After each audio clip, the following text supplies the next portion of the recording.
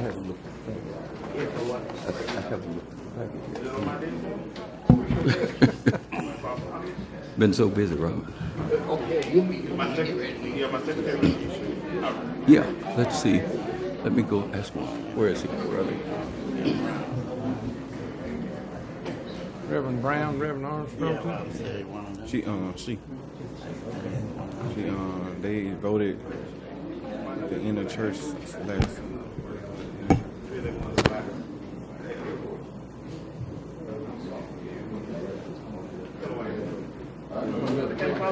You gonna do the pledge? Or you been asked? You ain't been asked? No.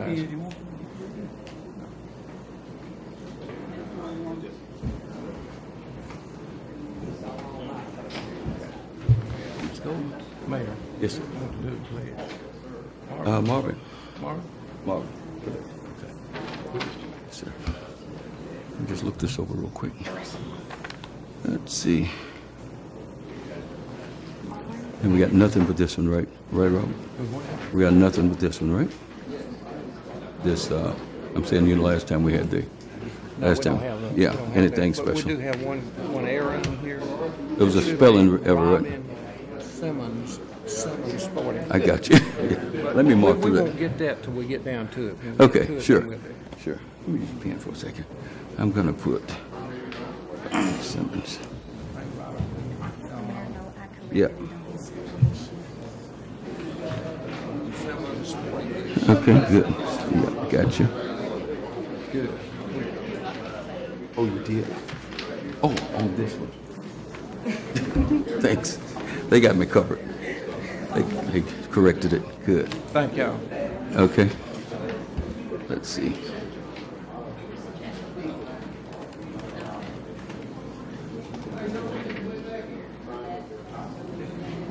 You go ready, Miss Goldman? We're ready?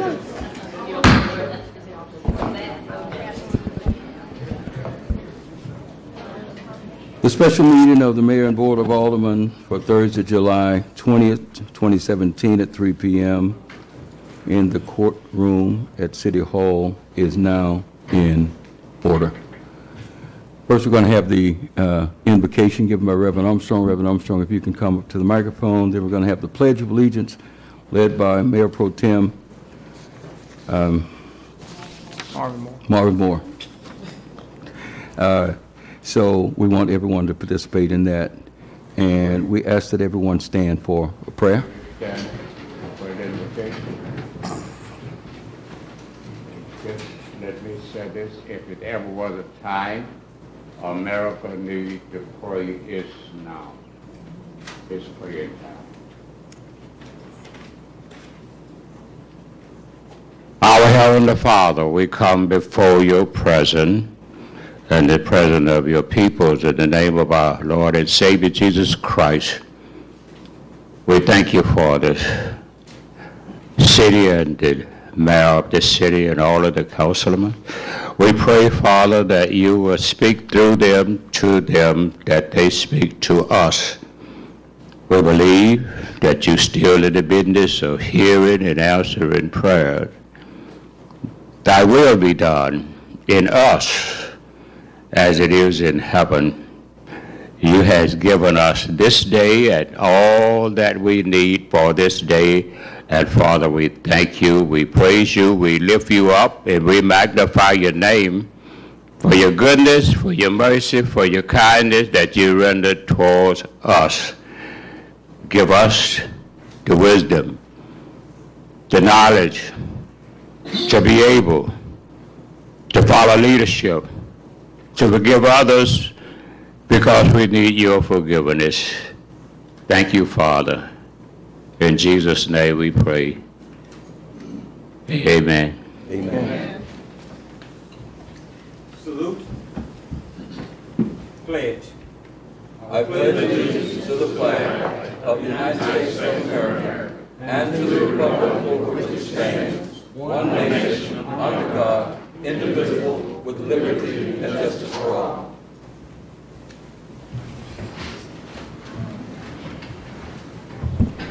Thank you. Ms. Goldman, roll call. Mr. Moore? Here. Mr. Prater? Here. Mr. Shaw? Here. Mr. Green? Present. Mr. Locke? Here. All present, Mayor. Thank you, Ms. Goldman. Are there announcements?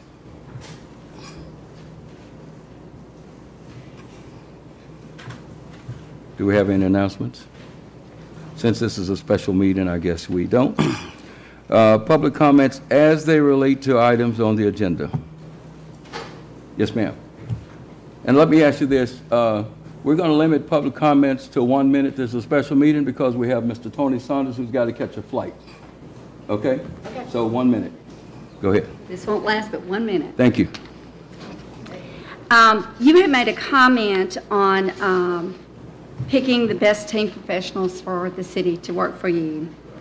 And you also spoke on your Facebook page that you said that the voters of Bastrop spoke loudly and clearly on April 29th to elect you mayor, and that is true.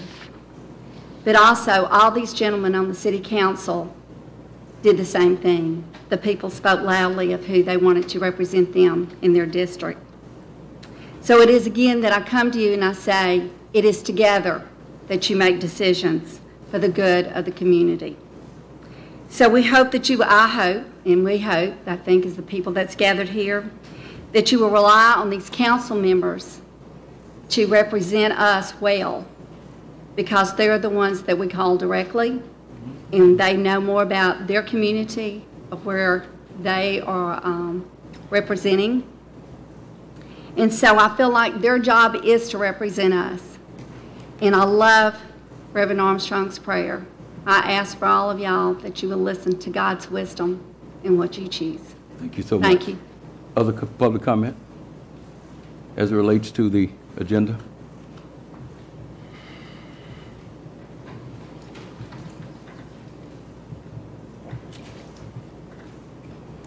Thank you. Item number 5, presentation, discussion, and action, hiring of Tony Saunders as financial advisor. In the interest of time, I don't know. I asked each member of the council to Google Mr. Saunders. I don't know whether you had a chance to do that. I didn't know we were supposed to.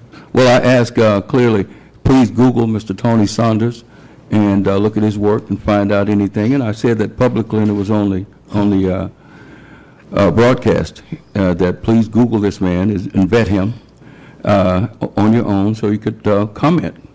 And we're not trying to do anything underhanded, but would you give the council a little, just in case you hadn't, I just went and Googled Mr. Saunders. And may I get one of those? Yeah. Thank you. Mr. Saunders, would you stand, please, sir?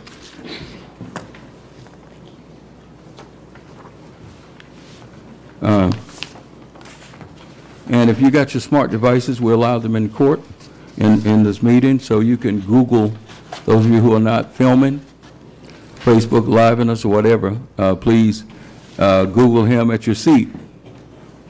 I'm proud to recommend the most distinguished and decorated turnaround specialist in America. This is just one article on Mr. Saunders, Thomas Saunders, leaving Wayne County to start a turnaround firm. Mr. Saunders, have you ever been appointed by any governors to any things or any? Yes, sir. Oh, tell us about that. This is embarrassing. This is cool. Hello, everybody. It's a pleasure to be here. My name is Tony Saunders from Detroit, Michigan. I planned through this presentation to give you guys a little bit of understanding and background about myself. But just briefly, per the mayor's request, I recently served as the Chief Financial Officer and Chief Restructuring Officer for Wayne County, Michigan, which is home of Detroit, where I'm from. It's our largest county in Michigan.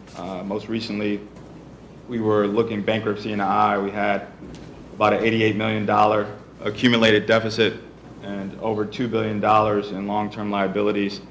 And we were potentially facing payless paydays months once the county executive took office. So I was asked to join the team to help steer the ship and avoid bankruptcy. The mayor was referring to an appointment that I had by the governor of Michigan to serve as the emergency manager, which is a receiver for a city in the state of Michigan. that is experiencing financial difficulty, and I don't deem to compare the two situations here, but I was appointed in that position in the city of Benton Harbor, Michigan. Thank you. Mr. Sanders, you have, Saunders, I'm sorry, you have a flight to catch. Is that correct? I do, but it was delayed, so this is great. Okay, good. This is great. Okay, and you have an assistant with you? Yeah, we have Morgan Grondin from my office. She also worked with me at Wayne County, and she was crazy enough to come with me when I decided to start my own company. So I'm appreciative of her help. Yes. All right, are there any councilmen who have any questions for Mr. Saunders before he starts a presentation for us? Mr. Locke? No. Mr. Green? Are you waiting for that? After presentation. After presentation. Okay, thank you. Okay, Mr. Saunders. Great. So, And let me state something. There is a link, if you want to get this presentation, if you've got your smart device, Mr.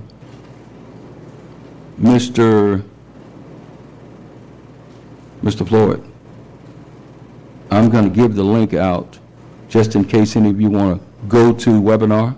Just type in go to webinar, and I'm going to give you a meeting number, and you can see everything that he's presenting here.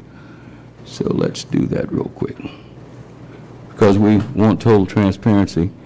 The meeting number is 432-907-563. Going to give it again. That's go to webinar, and join by meeting number 432-907-563. And you can see and hear Mr. Saunders as he presents. great, thanks. So that was, like I said, that was really embarrassing, but I'm appreciative of the intro. I'm actually just really appreciative to be here, and I know how awkward it is because I'm from the city of Detroit when people from out of town come and they attempt to, assist or attempt to tell you what's wrong or what's right. That is not at all what I'm attempting to do today, just so we're clear. I just love this. This is what I do for a living. My father was a police officer in the city of Detroit, 20 plus years. I've been around public service my entire life, and I've seen the consequences of poor public policy. So, you all know, I think, that the city of Detroit just went through bankruptcy, and my father, being a retiree, was entitled to retiree health care. And during the bankruptcy, he was having heart troubles and heart problems, and it was the most inopportune time for him to have his retiree health care taken away, because during the bankruptcy, they took away all of the retiree health care for retirees in the city of Detroit. So I say that to say this is just in my spirit, and I just thoroughly enjoy this work. And if you all are, willing and you guys are excited about the concept of me coming here and assisting with some of these issues that you may be facing, I'd be happy to. And trust me, if you don't, I won't be offended. I appreciate democracy. I appreciate good public policy. I just want to share some thoughts, share a little bit about my background, and just let you know I appreciate the time. So the firm that I founded months ago is called Volt, out of Detroit, Michigan. We consider ourselves a strategy firm. And one of the things I'm most proud of, I hate the term consultants, even though it's on the agenda. It has this negative connotation where I tell you what's wrong, I write a report, and then I leave.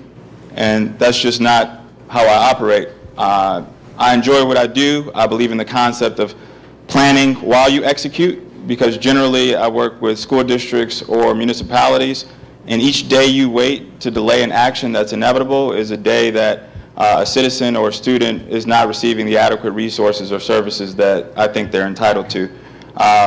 One of the other concepts of the firm is every situation deserves new thinking, and that's something that I strongly believe. So if you understand and you want and you appreciate the concept of new results and a new set of results, I think it's only natural that you'd hope that a new set of thinking would come along with that. And that's where I think that we've had a good amount of success. So the mayor was referencing a little bit about my background, and I'll share it a little bit more in detail. So in the county of Wayne, and this is why I kind of hate the concept of consultants, because generally, it's very tough to find a consultant that you can say has actually accomplished something. and that's something that I really hang my hat on, is that the situations that I've been involved in, from the city of Detroit to Highland Park, Michigan, or Wayne County, Michigan, or Benton Harbor, or some other municipalities that I'll share with you guys soon, I think that we've developed a track record to actually accomplishing things that better the lives of those that we're attempting to serve. And, one of the things you'll see here, even though this is a little bit blurred, but, we lose no time getting to work and making a plan while we take action. So this is my bio. We talked about that enough, so let's move on to at least some of the other places that we've been so you guys can get a good understanding of what I believe our capabilities are. These are a set of services that we have expertise in or that we provide, from asset monetization to strategic due diligence to public-private partnerships, financial modeling, and turnaround and restructuring. Those are our core areas of service delivery. So a client that we've worked with in the state of Tennessee was facing a large OPEB, or a large retiree healthcare liability, of $1.3 billion. We developed a strategy for them to resolve that liability in a very human way that contemplated the services that the students of that school district desperately needed. It's another county in Georgia, very similar issue. One of our specialties is dealing with retiree health care. You all have obviously paid attention to what's happening in the news and the conversations regarding health care. It's a very intimate, a very sensitive conversation, and it requires a very humanistic approach. And generally, especially in the Midwest, that's the largest liability that municipalities face. So it's generally the first liability that municipalities tend to cut. And so it's really important, in my opinion, to get ahead of some of these issues before, the next retiree is my father, and they're, staring the concept of not having retiree health care in the face. One of the items that I'm most proud of, there was a former emergency manager in the state of Michigan, in the city of Pontiac, actually, and he felt it necessary to eliminate retiree health care for retirees. The city regained control from the emergency manager and from the state, and the mayor asked me to come assist to ironically help restore benefits to retirees. But how do we do that in a very cost-effective way? So most recently, we just announced that those 1,000 retirees are now going to have their health insurance restored, and it was in great deal to all of the work that we accomplished through the litigation process and attempting to restore those benefits.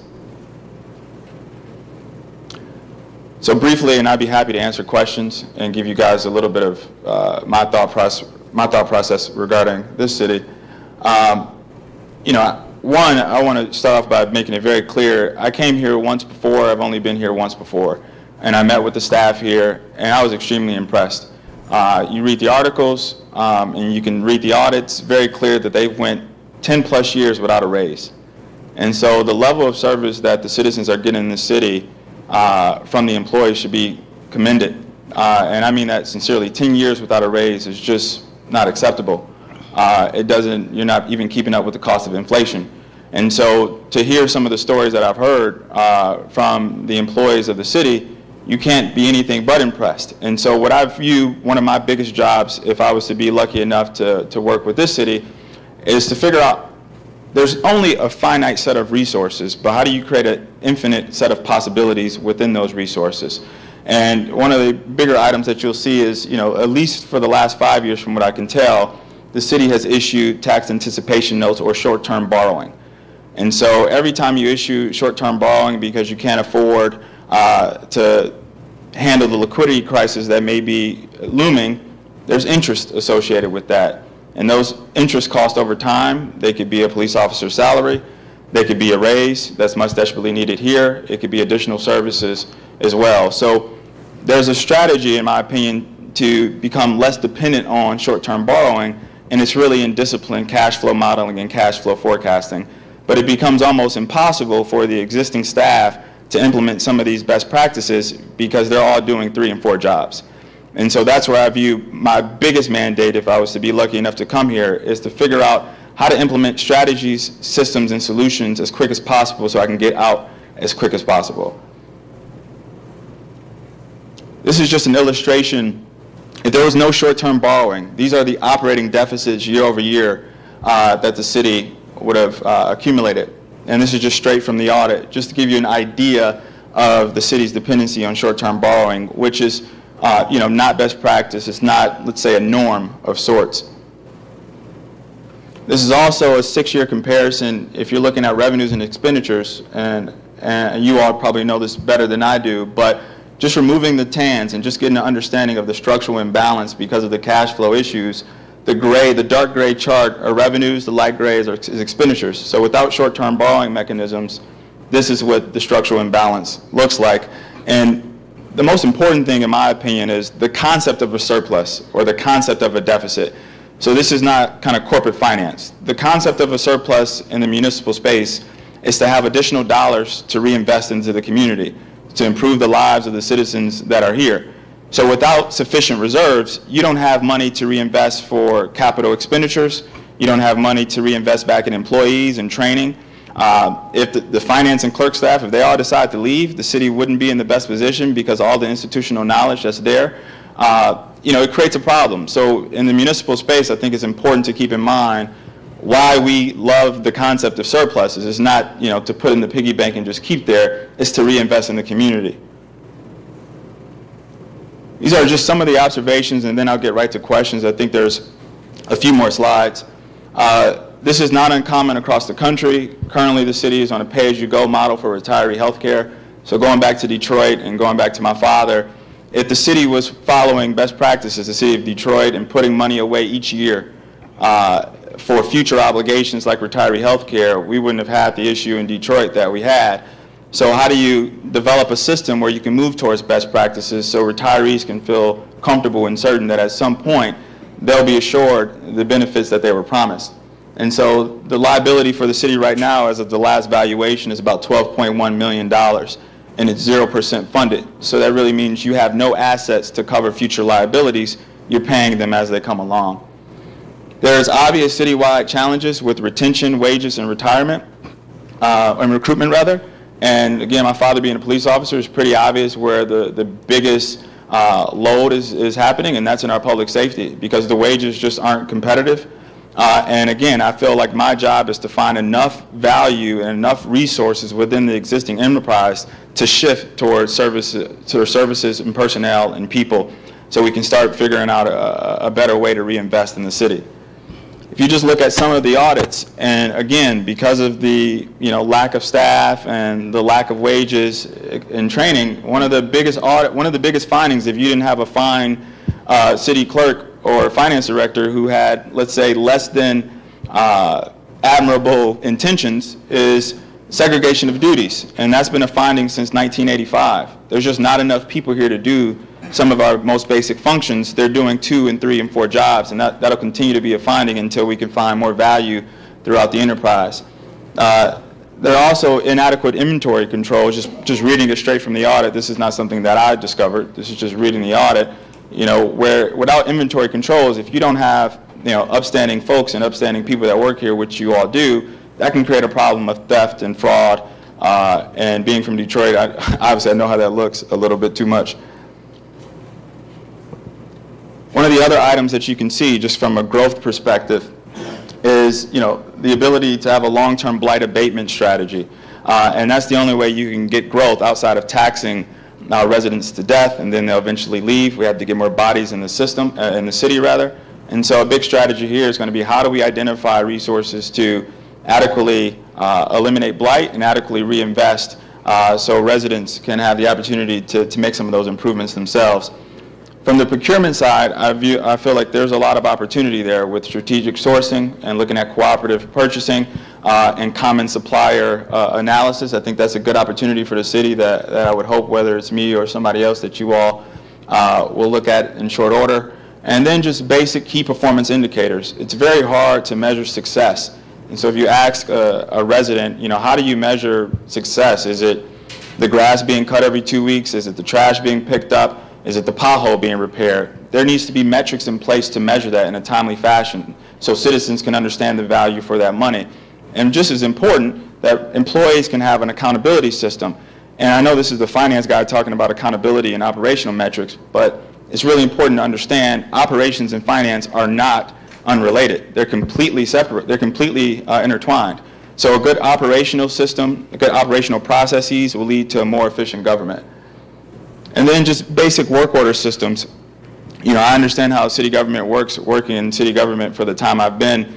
And when a citizen calls my phone, they're going to get first priority. And without an accurate work deployment system, we're not being strategic, we're working harder and not smarter. And that's a way, especially with limited staff, which a big concern here would be succession planning, because all the institutional knowledge that's here, without having some defined succession plan, it can create issues. And so again, going back to the entire enterprise, and how do you find additional resources to invest in a solid succession plan, to invest in people, to invest in wages, to invest in systems, I think that has to be priority number one. And lastly, I don't want to be the individual that just comes here and tells you everything that I think could be improved on. I want to tell you how I would approach it. So in the short term, and this is a 90-day plan, and if you guys think I suck after that, you should fire me. The short term, I think you need to develop a 24-month cash flow forecast. It'll help a great deal with getting rid of the dependency on short-term borrowing, which you all are paying for. Whenever there's a short-term borrowing, because if you look at the audit, you guys have a positive fund balance. So there shouldn't be the need for short-term borrowing as it exists today. And I think that's just something with a little bit more fine-tuning that could be eliminated and could really ensure immediate savings. Cash management strategy, understanding the procedures and the processes that currently exist in the city. A 5-year budget forecast. So a lot of times in government, things seem like they happen by accident or that they're a surprise. And, as the Bible says, without a vision, the people shall perish. So I view that very much in the same lens when it comes to municipal finance. Without forecasting capabilities, it really puts you in a very difficult situation and unduly depending on your citizenry to bail you out when needed, instead of being able to see what's down the road and adequately plan and adequately prepare. Moving on from that, we would move directly into the evaluation of the long-term liabilities and understanding strategies, especially related to retiree health care. That's just a looming liability across the country. It's important to understand not just the forecast, but what potential solutions are out there and implementing those as soon as possible.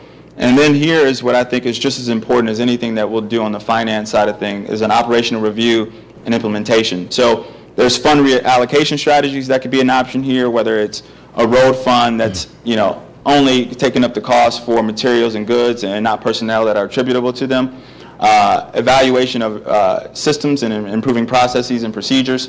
HR optimization is a really good point, especially with cities that have potential succession issues because of a census that's getting close to retirement, and understanding how to adequately cross-train and how to adequately prepare for succession issues. An asset utilization strategy has to be key, especially in a municipality that has some level of blight. Also, an insourcing analysis. I know when things get tough, generally municipalities are looking to outsource services, but after a while, when you continue to outsource certain key services, there becomes complacency in the vendor community. And sometimes it's a good idea to keep them honest and to perform an insourcing analysis so you can understand what the true cost of doing business is and what the potential opportunity for savings and improved services may be. And the same thing is true in procurement. And optimizing procurement is one of the most important strategies a city can do. I guarantee you there are cities that are miles away that are buying the same thing that you're buying at a much cheaper price. It's just how it works. And we have to be honest, and we have to benchmark that with ourselves and with our neighbors. And I think it really creates an opportunity where we have common interest. And lastly, before I answer any questions you all may have, there has to be a wage and staffing assessment. And so while I applaud the employees for doing everything they've been doing for how long they've been doing it for, it's really not sustainable, especially with the turnover that occurs in a public safety department because they're being attracted by a neighboring agency. Your safety is literally at hand when the police officer next door isn't familiar with the community or they're coming in and out every year. It's important to have some stability, especially in that sort of job. And from a financial perspective, it goes directly to the bottom line. When people leave the municipality, it's because of services, whether they may not feel safe, whether they're not receiving the services in a timely manner, or because they've just seen a lot of turnover and it doesn't give them the concept of stability that they're requesting. So that's where I would start, and with the entire concept of figuring out how do we extract optimal value out of the enterprise to make sure that we're planning adequately and properly for the future. So, Mayor, that's the end of the presentation. I appreciate the time, and I'll answer any questions you all have. Okay, I don't have any questions yet. I want the councilman to have an opportunity to question. Mr. Locke, you want to start on your end, sir? I will. I think your area of expertise is in financial management. Is that a question? Yes. It's financial and operational restructuring. So in Wayne County, I served as a chief restructuring officer, where operations of the county also reported to me, as well as financial operations. Do you have any expertise in job creation? Well, as a government entity, not job creation, but job policy or policy development, absolutely.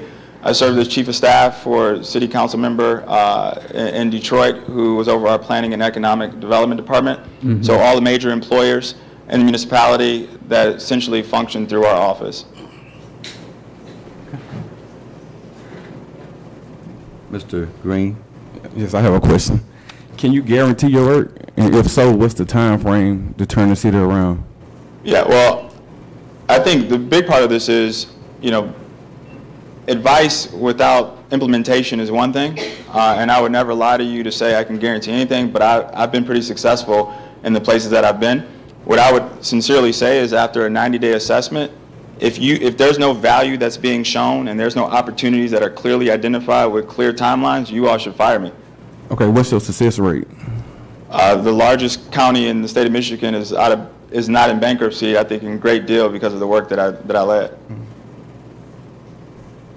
And again, it's a ton of people who were involved, but you asked the question, I don't want to seem like I'm taking all this credit, but there are 3,000 people who work in Wayne County who all deserve a piece of, 3,400 that all deserve a piece of the credit. Mr. Shaw? What costs would be involved in this from your firm? What costs would be involved for this assessment and recommendation? Yeah, what I told the mayor a few days ago, because I understood some of the conversation and some of the concerns that some of the members of this body put forth, is I sent him a blank engagement letter and said, whatever he thinks is fair. And I mean this with all due respect. I met the mayor through a friend, and I just enjoyed meeting him, and I really enjoyed his spirit. And this is not like a money grab where I'm so excited to make a few bucks. We have other clients, we have other engagements, so it's really up to the mayor. And how big a team would you have to do this? So we have 4 people who work in our office, and Morgan and myself, we would be the leads on this engagement. Okay, I got another question, but I'll pass. You want to? No, I'll pass. Reserve? Okay. Mr. Prater? I got one question I guess I have with the mayor, and really I appreciate your presentation. But is there a need for urgency now for this? Have our city get to a point? I think I'm the only one can answer that as far as, I think I know Mr. Saunders' answer. The answer is yes. We've been flying by the seat of our pants for a long time. The city of Bastrop has been flying by the seat of its pants. And I had a conversation today. I fly airplanes, and if it's anything I hate is to get socked in the fog, and clouds, and just, if I'm in clouds, I need instrumentation. I don't need to be dependent upon myself. I might get vertigo and not know whether I'm upside down, and that's the way I feel coming into this office. My foremost authority, this city would sink without that lady right over there. I'm in the Sandra Goldman School for Rookie Mayors, and I'm a freshman. And we need solid planning. We don't know where we're going. Ever since IP left, International Paper left, we've been like a ship without a sail. If I ask the poll audience, we know what we were for 106 years. I know Robert knows. He was one of the chief executives over at IP. We were a paper mill town. What are we now? Can someone definitively tell me what we are now? We don't know what we are. We don't have a brand. We don't have a vision. We don't have a direction. We're just kind of floundering out here, just bobbing with the waves. We need, I saw an opportunity to secure the one of the greatest financial minds in this country, University of Michigan, I guess? What's your education? Where'd you go to school? Study economics, University of Michigan. University of Michigan. The last University of Michigan person that I recommended to Mayor Hawkins was vetted by this community, and they said they found that he only had 2 master's degrees in urban planning, and he wasn't good enough for Bastrop. And that's what we do to people. We bring them here, and we try to present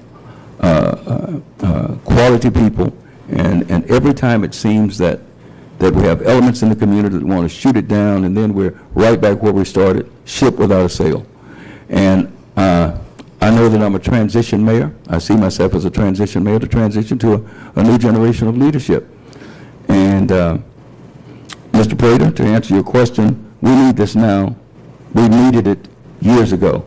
If we had it before IP left, I think we'd be miles ahead.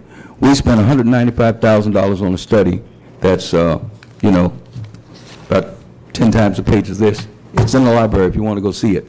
Mayor Jamie Mayo gave $25,000 toward getting that done. We have study after study. We got another one that someone emailed me that's worth what the paper's written on. We need to have strategies. We need to be able to implement strategies. And this man right over here has been in the fire. There's no worse situation in the country than Detroit, Michigan. There was no worse shape of any county other than Wayne County. And this is Bastrop Louisiana with 11,000 people. And we're fortunate enough to get this gentleman here for peanuts. And I'm really ashamed to broadcast this because this is going to mess him up with future clients. This man doesn't need us. We need him. Let me make that clear. Tony Saunders does not need Bastrop, Louisiana. This man can go anywhere and command a price. And I'm embarrassed. I'm embarrassed to put him through this because other clients are going to say, Compton, California, or Philadelphia is going to say, hey, you work for Bastrop for peanuts. Mayor, I appreciate that, but first of all, I came here on my own will, so I'm really happy to be here. And to answer your question, you may not need it from me, but my sincere opinion is that you do need it. Every year, if we go back to the slide, that you're borrowing because of short-term needs, that means you have a structural issue. And this is not, you don't have to use me, but that means there's a structural imbalance when you're doing short-term borrowing and you have an accumulated surplus. So I may not be your answer, but you clearly need assistance, and understanding the staff that she has, they're at their capacity. And so to answer your question, I do think you need it. You may not need me, which is fair, but you do need the assistance, and it shouldn't take a ton of time. And this isn't one of those things where you're going to have a recurring consultant who's just trying to stab you for an invoice. It could be somebody local if the talent exists, but I really do think it's pretty obvious, with these few slides, because of the short-term borrowing that's existed, you need it. And if you didn't, you wouldn't be borrowing. And it's probably been, I don't know, maybe 10 years that you guys have done these short-term notes? More than that. More than 10 years of doing the same thing and bringing unnecessary costs to taxpayers. So again, it may not be me, but absolutely you need the assistance. And short-term borrowing is really a drop in the bucket. That's one thing. That's what's sticking above the surface. It's not where we've been, but where we want to go. I didn't run for mayor just to sit on some eggs, like a hen, just sit on the eggs. And what did we do last year? Let's do the same thing next year, and let's balance. Well, what did we do historically? Bastrop is perched in a unique position. We're sitting between the Mississippi River Valley and the Washita River Valley. We're high and dry here. We need to make our mark here. We have a unique opportunity to go forward. We've got the third largest telecommunication company in the country, CenturyLink, as large as AT&T, right down the road 17 miles. I know you get sick of me saying that. We're not doing anything to get there where we need to be. And, I'm trying to put the pieces together to make this work, to take us where we've never been. Sure, the water's uncharted, but we can do this. And I'm just asking you, I asked you to Google this gentleman so you could vet him. I know that I've had comments on, we need somebody local, but trust me, there ain't nobody in 1,000 miles like this gentleman, and he's my choice. And I'd like to Mayor, Robert. Let me say, Mayor, we're not Detroit, okay? I know it. They have a lot more revenue than we could even think about having. I agree with you that we need to work with CenturyLink and get those engaged. I don't have a problem with that. But I would say this, that I'm not sure we need a financial guru who is a very well-trained to help us with it. I think we could do that ourselves. Well, Robert, if the council wanted to put in the time to do what he does, if you're saying that you have the expertise this man has. I didn't say I did. Oh, well, I don't have it. I'm glad to work on it. Yes, yes, I know you, look, I work with you, I know how smart you are. I'm not trying to, that wasn't a slight. But this man's not working for us for what he charged Detroit. It's a mere pittance of what he charged Detroit. He doesn't have the work volume that he charged Detroit. And you as finance manager, I hope that you will get with me and work this out. And I'd like approval based upon what we can work out with this gentleman. Would you be willing to do that? Well, I still got a lot of questions, and I don't mind working with you, but I'm not sure that it's going to be on the timeline. You're going to want to do it like today. Well, we don't have to do it today, and I'm willing to, but I would like to entertain a vote. I have, we didn't give Mr. Moore. Mr. Moore, would you ask your question, please? Well, my thing was, Your microphone, sir. some good questions been asked. I realize that you do live in Detroit. And so my thing was, if we were to consider employing you, how often would you or one of your representatives be here to dedicate what we need for the city of Bastrop? Yeah, especially the first 3 months. I mean, it'd be pretty often, but a big part of what we do is a financial exercise, especially initially, which can happen anywhere in the country. But, I've spent more time focused on this in the last, 2 months than you could imagine, just because I just really enjoy the mayor. You rarely find people who, aren't necessarily satisfied with the concept of where they've been, and I genuinely just love public policy. So this is important, whether it's, and I know the mayor says it, and I appreciate it, and I understand the sentiment behind it, but whether it's LA or Bastrop, these are people. So I don't care if it's 10,000 people or 2 million people. It's the same engagement to me. It's the same approach. It's the same level of seriousness. So again, this would be a substantial amount of time for my team, but I think what the mayor wants is my brain, so I wouldn't be naive to, just push it off to somebody else. This would be important. Well, I'm asking, let's see, we had,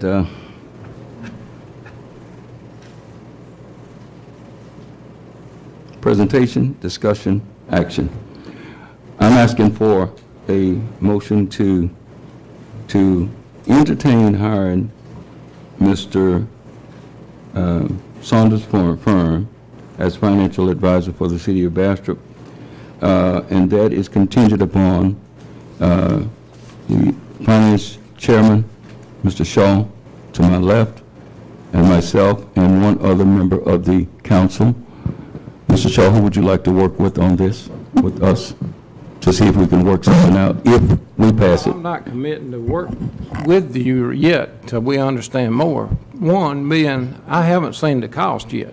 That's what we're working all we talking about is peanuts, okay? Yeah, no, I'm saying, that's my ask for a motion was so that you and I and another member could work on costs and bring that back to the council, and contingent upon cost. Are you willing to work, well, let's just put it to a vote. Maybe the other 4 councilmen might see it differently. But I was asking you as finance chairman to join me in trying to get the cost. Well, we got to define exactly what we're talking about. I wanted to make sure Mr. Saunders has a job description of what we're going to do here for the next 90 days. Yeah. And, before you commit to, not sure what we're committing to right now. Yeah, in the engagement proposal that we put together for the mayor, I think we clearly identify what the work plan would be and the deliverables, and I'd be happy to send you that, or have the mayor send it to you. But we did pretty clearly define what those deliverables would be. Yes. And I'll be glad to get those to you. So I just want permission to proceed forward, because this is this man's second trip to Bastrop, and he spent considerable time working on this, and I don't want to keep working him without engaging him. Well, Mayor, I think all of us as councilmen, we should already have gotten that package, so we would have had a formative decision to make on this. The packet had numbers in it, and I mentioned what those numbers were. I said, I mentioned about 76,000 for the first year, tops, maxed out. That's with travel and everything. So he's already made 2 trips here, and it's about where we're trying to go, not where we've been. And I mean, if you were as excited about being here, and if you took what you campaigned on seriously, the people of Bastrop didn't elect us to sit on the eggs, and some of those eggs are rotten, and we're still sitting on them trying to hatch them, and they're not going to hatch. So I'm looking toward the future, and I have confidence when we can attract the best. The question is, do we need financial man? Mr. Shaw indicated that he didn't think we did. We've got bright enough minds here in Morehouse Parish that's willing to spend the time to engage in that. I don't believe that. Okay, I don't believe it. I don't think that we have the minds that I think, Mayor, that we got a lot of resources locally. We just need to engage them into it, or maybe we didn't ask. And so anyway, I'm just saying that I'm not ready to commit. Well, okay, well, I understand that you have the right, sir, you represent your district. But I'm asking, go ahead, Mr. Prady, you want to ask something? I'm gathering that you're trying to get a committee together to study if we want to engage him. Is that what I'm hearing? I know I clearly asked for a motion to engage, not to sign the contract, but to engage, to give him, let me ask you something. Let me poll the members first individually. Mr. Shaw has already said that he didn't think we needed anyone like this man. And I said that we had some people around Bastrop who would help and volunteer, maybe do it free. I want to know each of you, since you speak for yourself. Mr. Moore, do you think that we need a person of this man's capabilities? Yes or no? I think we need somebody, but we need somebody local if we're going to get somebody to do this. There ain't nobody local, Mr. Moore. I can give anybody a test. I can give anybody a test. If there are some people out there that can do what this man can do, I'd like to Google them right now. Does anyone know, and can you call a name? Do you know of anyone, Mr. Moore? Yes or no? Possible, I have someone in mind. Who? I want to check with them first before I decide. And they can match this man's resume. I believe they can. Jesus have mercy. Mr. Prater. My thing is always to need, for finances. Like I said, somebody have to represent the little people. I realize we might need some help, but, my thing is not rushing into it today. Like I said, we got some little people making minimum wage, and I campaign on helping those people first. Do we have the money? Mr. Prater, let me make a statement. Those little people will be making the same thing 10 years from now unless we do something that's profound that we hadn't done before. To just sit on the eggs, Mr. Prater, that's what it's called, sitting on the eggs. Look, 63% of our income comes from ad valorem taxes, property taxes. That's going down every year because of blight. And sales taxes. We've got the high sales taxes in the state of Louisiana, 11%. We don't have any other revenue streams that's viable, that's going to change, that's going to allow you to pay the little people more money. It's not going to happen.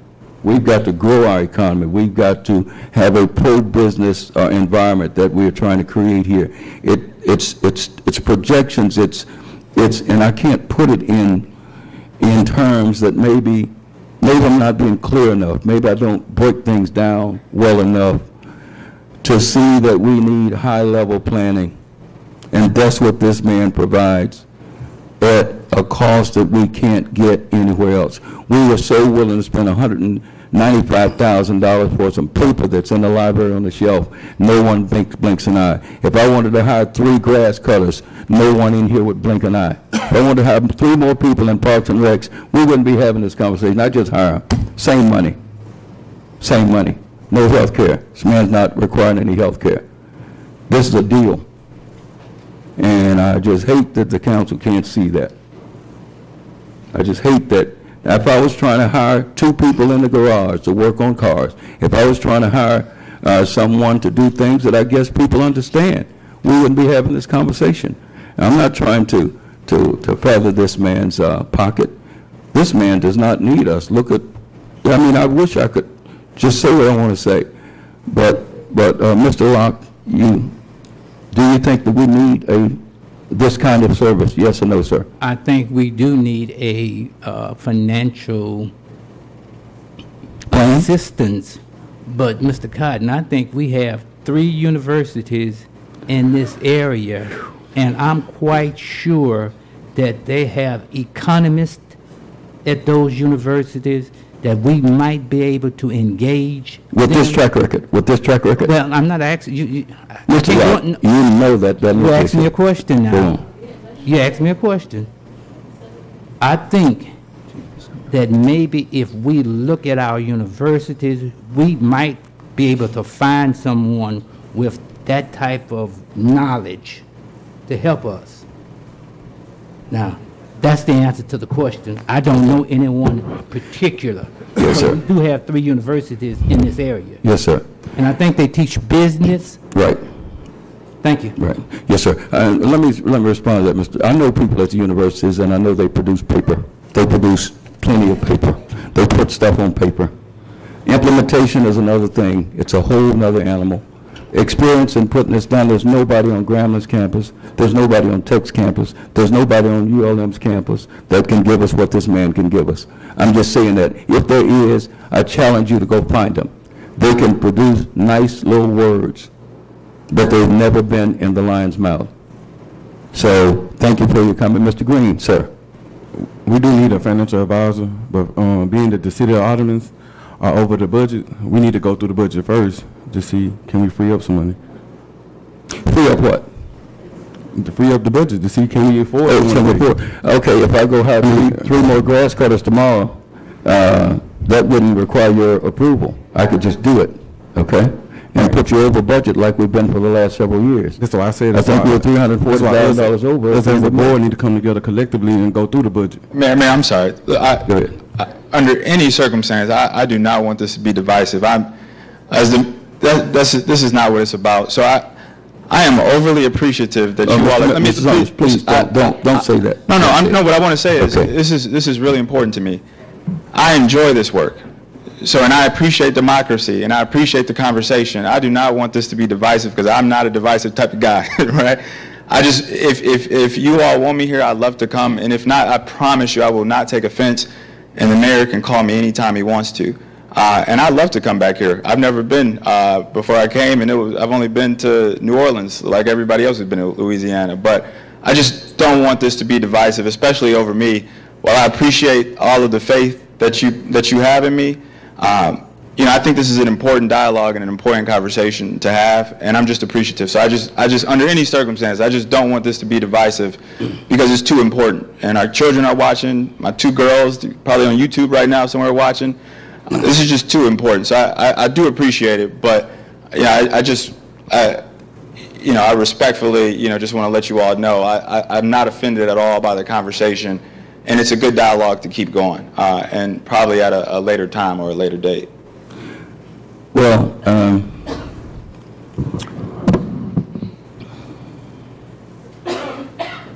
I frankly did not expect this.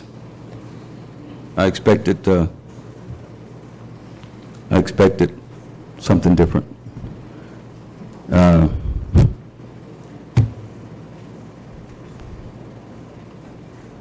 Mr. Saunders, thank you for your presentation. Thank you. Would love you to. Thank you, sir. Good presentation. I would like to find out who, because we need these services. Mr. Locke, I'd like to appoint you to a committee to find those people that you talked about. Sir, would you agree to serve on a committee to find the people? Since you said we need this, I would like for you to chair that committee of 3 city councilmen, if that's possible. Would you agree to that, sir? Not at this time. Not at this time. Who will agree to find these people locally? Mr. Moore, you said that you felt that your partner or your friend could do that. Would you produce that friend and ask him if he's willing to do this, since you said we need to have it done? I have a talk with him, and I'll let you know. Would you do that? And please let me know his name so we can Google him and find out what he's done. to do this type of stuff at the depths of Mr.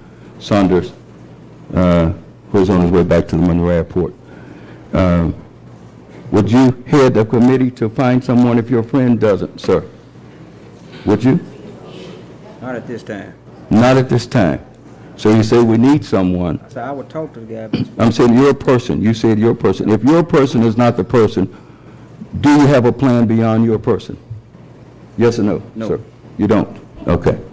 All right. So you don't, Mr. Rock will not chair after making a statement that he felt that ULM or Tech or Grambling could do this, refused to do it. You said your friend could do it. You believe, but you won't chair a committee to find a solution. Mr. Shaw, would you chair the committee, sir? I mean, I don't have anybody in mind at the moment. I have some ideas about it. Okay. And, That's going to put in this level of work that he's describing that he felt we need, which I well, feel- see, that's I feel we the need this problem level. with, that's the problem with forcing it on us today. Okay. Without having our opportunity Okay. to think about it, to plan it, and then, you know, so Okay. I'd be willing to think about it. How about that? That's good enough. Okay. And I will call, Let me say this. yes. I'm not against a financial manager. I'm against pouring in money for this position that keeps us from giving our employees raises, getting the adequate police size force here, and lots of things that money could be well spent for. And anyway, I will definitely look into it. Thank you, sir. I appreciate that. Mr. Prater, would you like to chair a committee to do a search for, if you believe that we need this depth of future forecasting, a multi-year plan, all the elements that he, I mean, his presentation is pretty clear. Either we believe that we need those things to proceed into the future, or we don't. Mayor? Yes, sir. Don't handicap us. I'm not agreeing to doing everything he's asked to do, because I'm not sure it's all, you know, that it's all needed. Yes, sir. You have your vote. You have your vote. Yes, sir. You have your district. But I need 3 votes to get things done. And I'm hoping that 3 members of this body will do the research. And my office is open. All of you have my phone number. I'm available 24/7 for any discussion so that you don't feel I'm blindsiding you. The office is always open. There's always someone over there. We don't even take a lunch break. There's no message during the lunch saying the mayor's office is closed. So it's open all the time. And I welcome any of you. Mr. Green, you have anything to say, sir, before we move on? Once again, I'd like to found a committee that we all go through the budget together before we hire anyone or consider hiring anyone. So if I hired 3 more people to cut grass tomorrow, you want to know? Once again, Mr. Kine, I'd like to go through the budget before we consider hiring anyone. Okay. So we're talking about money that it'll take to hire 3 people to cut grass. And I'm trying, okay, I'll go on. I see head shaking. Do we need to take a vote on this? No.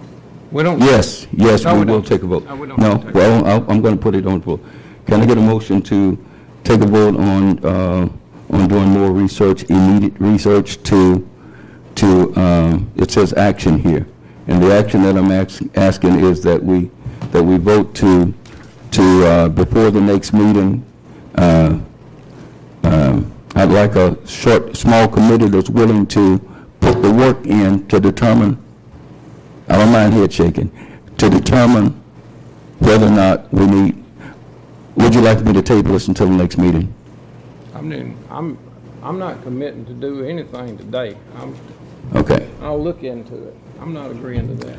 Well, So you asking to do more research? The action is to do more research on. I'm saying this, you know, when you can't make up your minds, then what do you need? You need more information, right? Is it that you need more information? What do you need from me? What do you need from the mayor's office that will help you make a decision? Since everyone says we need forecasting, our auditors back there, I don't think they audit the forecast. Does she, Ms. Goldman? Do they provide forecasting service? Do you provide forecasting service, Ms. Goldman? No, ma'am. No, sir. Okay, okay. So we don't have anyone to do any forecasting. We don't have a 5-year projection down the road. We don't know whether there's a fiscal cliff out there. We don't know any of these things.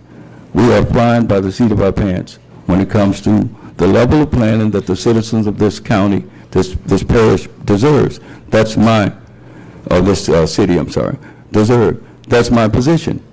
And I believe that when we can attract smart people to Bastrop, or if we have smart people here, naturally, if I could find someone here that had this man's capabilities, I would definitely, I favor local people over any people anywhere in the world.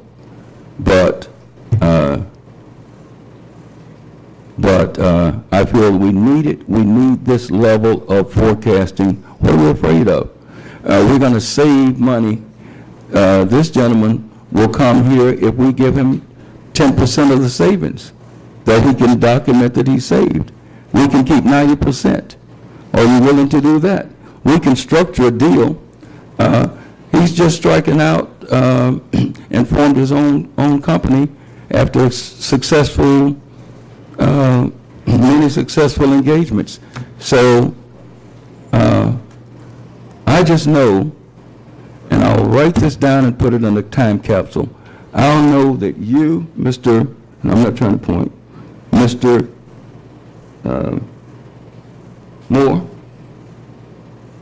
can't find anyone to do this, and I'll apologize to you if you do, at the level that he can. Mr. Prater, you can't find anyone, nor any, to do this, of this man's caliber, that's willing to come to Bastrop, Louisiana. I'm going to skip you, Mr. Shaw. Mr. Locke, you're going to the university, sir, I believe, to find someone to do this at the universities. You'll find some PhDs, sure, and they'll give you a piece of paper, but I challenge each of you to go find someone.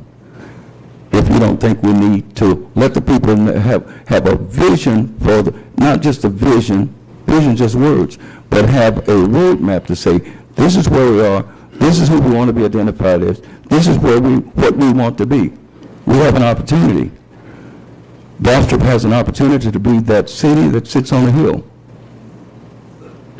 And it's going to take bold moves to get us there. You might not agree with that, but otherwise we're just going to be sitting on eggs talking about raises for employees. Not going to happen. We're going to have the same level of ad valorem taxes, maybe a little less, unless the tax assessor valuates property higher. That's our only hope. And we're going to stay in this shape perpetually, unless someone else can tell me that we're not.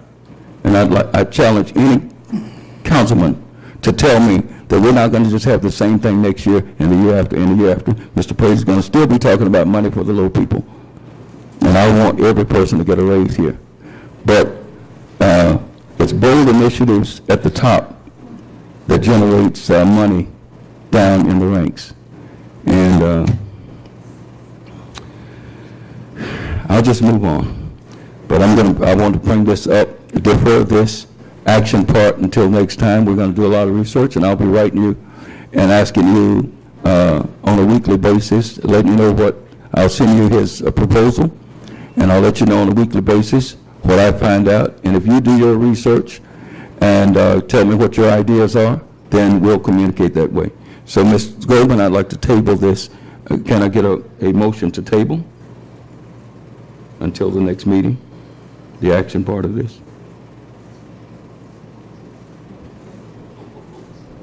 I make a move, table to the next meeting. Mr. You said what's the? Waiter has motion to table item 5, the action part. I second it. It's been moved and second. What is your pleasure? It's been moved by Mr. Prater, second by Mr. Green, that we table item 5, action part on Mr. Tony Saunders as financial advisor.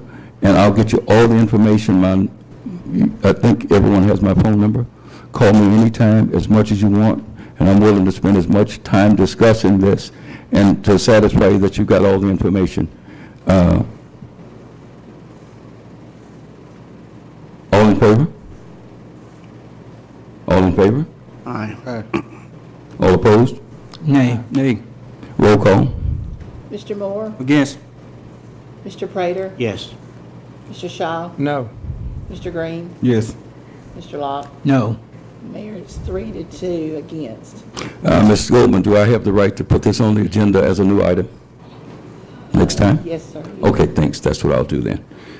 Okay, let's go on. Number 6, Ms. Kay King, Morehouse Economic Development Corporation, liquor license, permit for Roma Italian Restaurant. Ms. King, it's such a pleasure to see you. I'm going to make this, I'm going to try to make this brief. I'm not here to, my name is Kay King. I work for Morehouse Economic Development Corporation here in Bastrop, and I've done this for 12 years. Many people in this room know this, and many people may not even understand when I tell them that I am a licensed professional land surveyor in the state of Louisiana. And prior to my job with Morehouse Economic Development, I was the city land surveyor for the city of Monroe. I worked there 5 years. Ms. King, before you go any further, let me bring the audience up that was not the viewing audience and also the audience that's here. In the last city council meeting, we had a liquor license, 2 liquor licenses, one for a club on Martin Luther King South and one for Roma's Italian Briscoe, okay?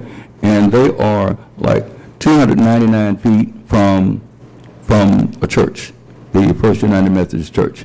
And their door is like 215 feet from the church. And the city council, we had discussed. 315. 315, thank you, Robert. Okay, 315 feet, clearly. And just to give you a history, I thought that we should step up to the plate and make sure that we didn't let them spend $400,000, assuming that since that was a place that served liquor, just to fold up shop and take all the equipment and abandon the building, that we would take the bold move. Mr. Shaw agreed to go to the church, and that's where we stand, and he's going to give a report on his finding, along with, you went with Mr. Moore, I guess, or did you go alone? Well, I went along, but I did. Yes, sir. talk to Mr. Moore about it. Okay. Yeah. Go I ahead. did talk to Mr. Moore about it after I had to visit with the church. Yes. So Ms. King is here as she's got such great experience as a surveyor, and she's certified and all of that. And Ms. King was unaware of what Mr. Shaw and others had accomplished toward that. Ms. King, so go on. Right, and I'm not here, well, like I said, I worked for the city of Monroe for 5 years, and one of my duties as in the surveying department, I supervised crews, and I didn't always do the measurements for liquor license, but I supervised the crew that made these measurements. And the city of Monroe used a very well-defined method to make these measurements. You measured from the property of the subject, and there might be more than one, you know, there's schools and all sorts of things that you can't be within 300 feet. But from the line of the grounds, possibly the property line, but the line of the grounds to the door of the structure. And even in the statute from the state, it says that it's along, you measure along the sidewalk as a normal person would walk. Now, the city has provisions within this law that you can stipulate other things. So we would use a wheel, and we would go out and Just wheel. like you would walk? Very, very exact. We would use a measuring wheel, and we would walk as a person normally would walk, and we would go to the door of the establishment because that would be where the person would walk. Right. Now, I'm not going to tell you that I'm here to tell the city how to measure, and there's nothing wrong with what has been done. There's all sorts of provisions. This page is a full page long. Right. So I'm not saying that anything's been done wrong here. I'm just saying that there are many things in this that the municipality or the parish has the ability to make adjustments the important thing here is that we need to do it the same way for everyone. You know, that's the most important thing. I have not seen an ordinance for the city of Bastrop. I have seen the ordinance for the parish. I've actually, even for several years, I had inquired with the parish, and they measure from the door. And I believe that there are some really good reasons to do that, but we're not going to go into a measuring contest tonight. I'm just saying that I truly believe that the Board of Aldermen and the city has the ability to make some concessions here without it being some kind of special favor or something like that, because the door is an accepted method of measuring. And Okay. I wasn't involved with the Roma Bistro when they first came, but I just felt compelled to make that statement on their behalf, and I hopefully we will see their liquor license approved tonight. Okay. Thank you so much. Thank you. Thank you. Item number 7, Ms. Robin Simmons. Simmons Sporting Goods, suspension of open container law for July 29th. This is only for one day, a period, a 3-hour period. July 29th, 2017, 6 p.m. to 9 p.m. during the annual tent sale event. Thank you so much for coming. What I got. Everybody knows our annual tent sale, and it brings literally thousands of people to our parish that not only shop with me, but buy gas and eat and stay in our hotel. So it's a great thing for our city. One of our companies has wanted to, they're going to have a tent, they're going to cook hot dogs and hamburgers all day and soft drinks, and they're having a contest where they throw bean bags or something. Anyway, it's a little contest. People are signing up, but from 6 to 9, they're going to have a fish fry, and they're going to ask if they could serve beer. It's a lot of hoops to jump through. We didn't realize, but it'll be on our parking lot, and our private parking lot. In the very back, we'll have an enclosed area. The beer will be in a opaque cup, and there will be an officer, small tent, where the beer will be dispensed, and there'll be an officer checking ID at the tent, roped off area, and we're just asking to suspend it.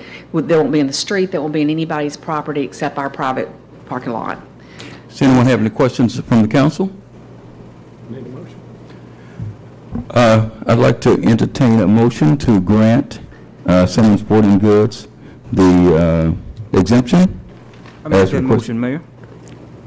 Sir? I make that motion. I second it. It's been moved by Mr. Moore, second by Mr. Shaw, that we grant the exemption. All in favor? Aye. All opposed? You have your exemption. Thank you. Amen. Yes, it's on here. It's coming It's up. coming up. It's coming up. I need to Okay. make a comment. Thank you so much, Ms. Simmons, for coming. And we appreciate Simmons Sporting Good, one of our great commercial institutions. They bring in sales tax dollars from all over the country. We want to do everything we can to support you. Item 8, Rick Allen Anderson. Mr. Anderson. Thank you, Mr. On the appointment of the city attorney, crime moving the city forward. This is an agenda item. What's our limit, 3 minutes or so? It won't be that long, Mr. Mayor. Go ahead. I don't have a stopwatch up here. Okay, go ahead. Ricky Anderson for the record, Bastrop, Louisiana. Thank you. I'm here to speak about 3 things, but the first thing on here says, appointment of city attorney. Yes, sir. I wouldn't touch that with a 10-foot pole. So I'm going to go to my next item down here, which says crime and moving the city forward. Yes, sir. Mr. Mayor, first of all, I want to congratulate you on your election. Mr. Green, you saw it. Thank you. And Mr. And thank Prater. you for participating. And to the incumbent, congratulations also.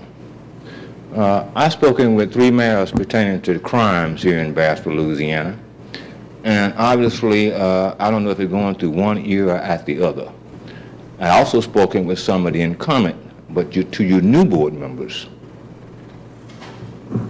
We have 9 unsolved homicides here in Bastrop, Louisiana. And each one of you members on this board got homicides in your district. Whether it's 1, 2, 3, or 4. Out of them 9s, one of them belong to y'all. Now, my problem is, if we don't have officers inside the city limit that live among us, that pay taxes among us, we got a problem. Gunshots, 1, 2, 3, 4 o'clock in the morning. I want them to hear them too. They can hear them outside the city limits. They got to hear them inside the city limit. So we need to start hiring officers who going to live inside the city limits, pay taxes like we do. Don't come in here and enforce our laws on us, but be a part of us. That's what you call law enforcement reform. We're going to have to re-inform law enforcement and our judicial system. It ain't about a black and white thing, so my tax dollar ain't got no color on it. My penny is going to take care of fire, police, recreation, street, cemetery, all of the above. Just like that sign and that flag saying right there. Spirit, pride, and progress. Thank you. I don't know about no spirit. I don't know about no pride. I ain't seen no progress tonight, no. I was very disappointed this man come down here. I'm getting off the subject, Mr. Mayor. But you brought it on yourself. Don't force it down our throat. We don't eat hay all the time. So, with that said, we got some crime in Bastrop, Louisiana. We got children stealing cars, joyriding from Sterling to Bastrop, running from the law. And that falls back at home. Behavior training starts at the house. Not in the schoolhouse, but at the house. We need to stop corporal punishment and start sending them home to the mamas and the daddies. Whoever got control of them. Because you got children that wants to learn, need to learn. Ones who don't want to learn, send them home. Mr. Do I need to start my stopwatch here? I have said what I had to say, beg my pardon, 9 unsolved homicides, and the murders, they free and happy today. And they got 4 years to be free and happy. And unless this administration do something about it. Thank you for your Thank you. comment. Have a nice day. Appreciate you coming, sir. Okay. Item 9, appointment of attorneys. Mr. Williams, give me that first handout, please. Provide one with to all the aldermen, please, sir. Can I say something too, Mayor? Mayor Cotton, Yes, sir. may I say something? Yes. Back in March, when I won the city council seat, I was in and out the city hall daily, talking to Mayor Jones and Miss Shirley. However, this one particular day, I was walking outside the mayor's office, and I noticed Pierre pulled a young lady off to the side, and he told her, he said, trouble, hard to get into. I mean, it's easy to get into, hard to get out of. He asked how old she was. She said she was like 19 or 20 years of age. He asked her, do you have a goal or plan in life? She told him no. He gave her his number and said, when you call me, make sure you have an idea about life. I'm going to help you get into school. Now, from the outside looking in, that spoke volume. Because at some point in all our life, we need a second chance. So I'm dead set on bringing Pierre in for city attorney. Well, Mr. Pierre is already a city attorney. Oh, you? He hadn't turned in a resignation, and he hadn't been fired. Yeah. Okay. And he had court yesterday, environmental court yesterday. He had regular court Tuesday. He is already in the office, but I appreciate you in support of Mr. Pierre. I have a letter here that I didn't know that I was aware of. Mr. Lawrence, are you here, sir? Yes, sir. Okay, yes, okay. I was not aware that Mr. Lawrence had tendered his resignation until Ms. Goldman told me, in the first week that I was here, maybe? In July, you asked me about him, and Yeah. I asked you if you'd had a conversation. You said no, you hadn't. Right. I asked if we'd had we'd had a conversation, and then I said, no, Mr. Lawrence had not contacted me, nor had I contacted him, and I was unaware that he had tendered his resignation, and until you told me that you had a letter. Didn't we put that on hold? Put what on hold? His resignation. This is a letter. I can read it. I can read it too. Okay. I'm just saying. It says, Honorable Sandra Goldman, City Clerk, City of Bastrop. It's got the address, end of employment, It says, "Dear Sandra, please receive this as a request to forward for my signature, the personnel action form needed to formally signify the end of my employment with the City of Bastrop. As you know, my appointment to the position of City Attorney has been done on an annual recurring basis, based on an annual nomination by the mayor at the meeting of the mayor and board of aldermen in July of each year. The nomination requested and approved of the board of aldermen. Each annual appointment has been for the term of 1 year through June 30th of the following year. In the position, I have no expectation to continue employment beyond June 30th of any year without the nomination of the mayor and the approval of the board of aldermen. I have neither discussed nomination nor made any agreement for employment with the new administration. Accordingly, my appointment to the position automatically ended with the outgoing Mayor Jones and the outgoing Board of Aldermen.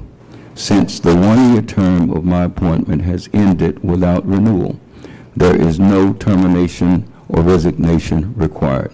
Please notate the personnel form to reflect that my term of any employment has ended without renewal or reappointment." And the letter goes on. "Do not hesitate to contact me if you have any question or concern. With kindest personal regards, I remain yours truly, L. Douglas." Well, Mayor, I was looking at that. It says, since the 1-year term of the appointment is ended without renewal, there is no termination or resignation required. So what I would like to do, I would like to make a motion that we appoint Doug Lawrence. Sir, you can't make a motion. Council, You can't, Duncan sir. Jones, City Sir. Prosecutor. Sir, I have it's a that. nomination, no. The mayor nominates for appointment. You don't do that. And the City Council, they carry that. Affirm. But We you make can't. the motion. You can't, no, sir, you can't do that. Please take the charter, city charter, sir. You're out of order. You're out of order. Refer to section 15 of the Bastrop City Charter.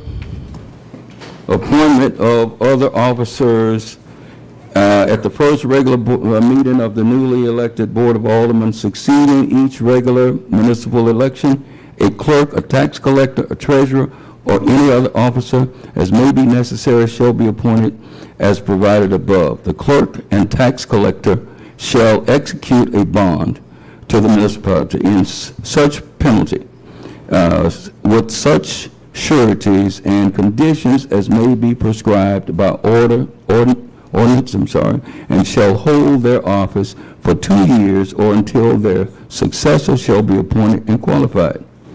Then the highlighted part is in reference to attorneys. Please note, the mayor,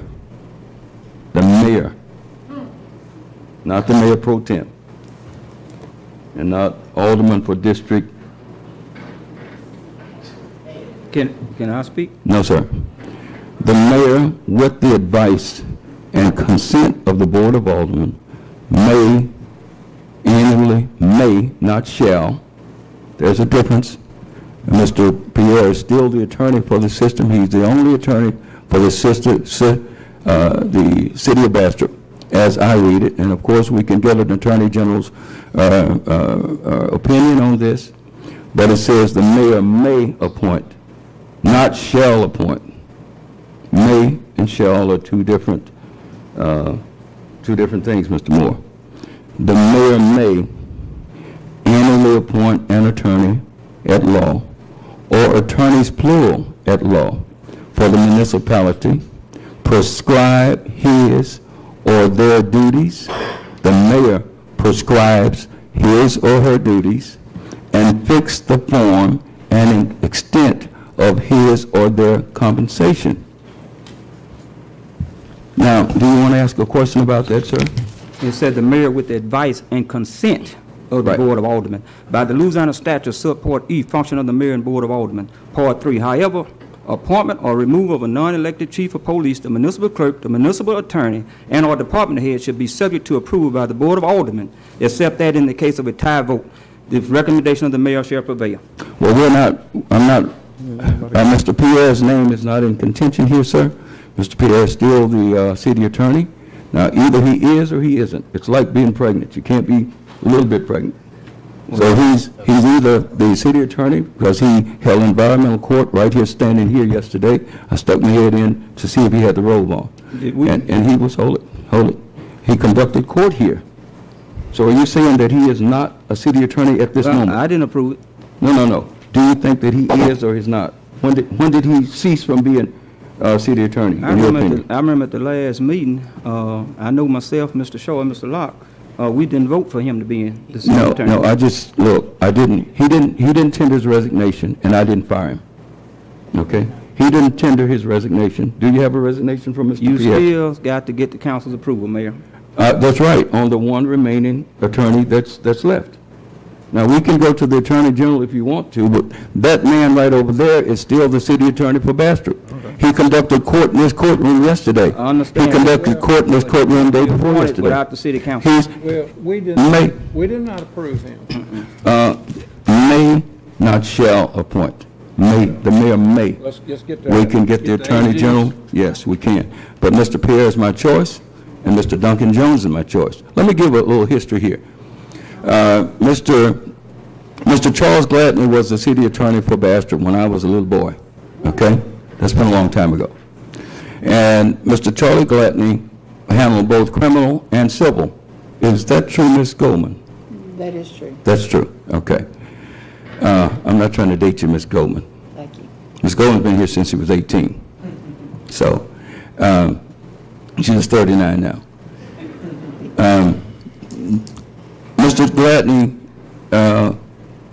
was my family's attorney, and I remember talking with Mr. Gladney, and he said that he was not going to go on and do both jobs. He wanted Mayor Hawkins, I believe, to split the job because of some issues. So I believe that Mr. Hawkins hired Mr. Bentley. Is that true, Ms. Goldman? Yes, sir. He split the job. We had one attorney, and he split the duties, which the charter says the mayor can prescribe his or their duties. See, this is our charter. This is Bastrop's charter, Mr. Moore. The mayor may prescribe duties, assign duties and tasks, and also set the salary of these gentlemen. That's what our charter says. Now, we had one attorney because of some health issues. Mr. Gladney thought that the job was too much to do both, so they split. Mr. Bentley became the criminal. Mr. Gladney remained with the civil. Mr. Gladney went, when Mr. Gladney ended his tenure, Mr. Lawrence was appointed by Mayor Hawkins. Is that true, Mr. Lawrence? You followed Mr. Gladney? Okay. Mr. Lawrence followed Mr.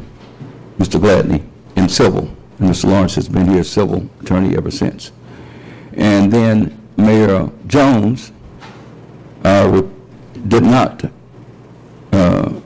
Mr. Jones took action to replace Mr. Bentley with Mr. Pierre, who is sitting here. And Mr. Pierre has been a city attorney since Mr. Jones appointed him this time last year. Okay.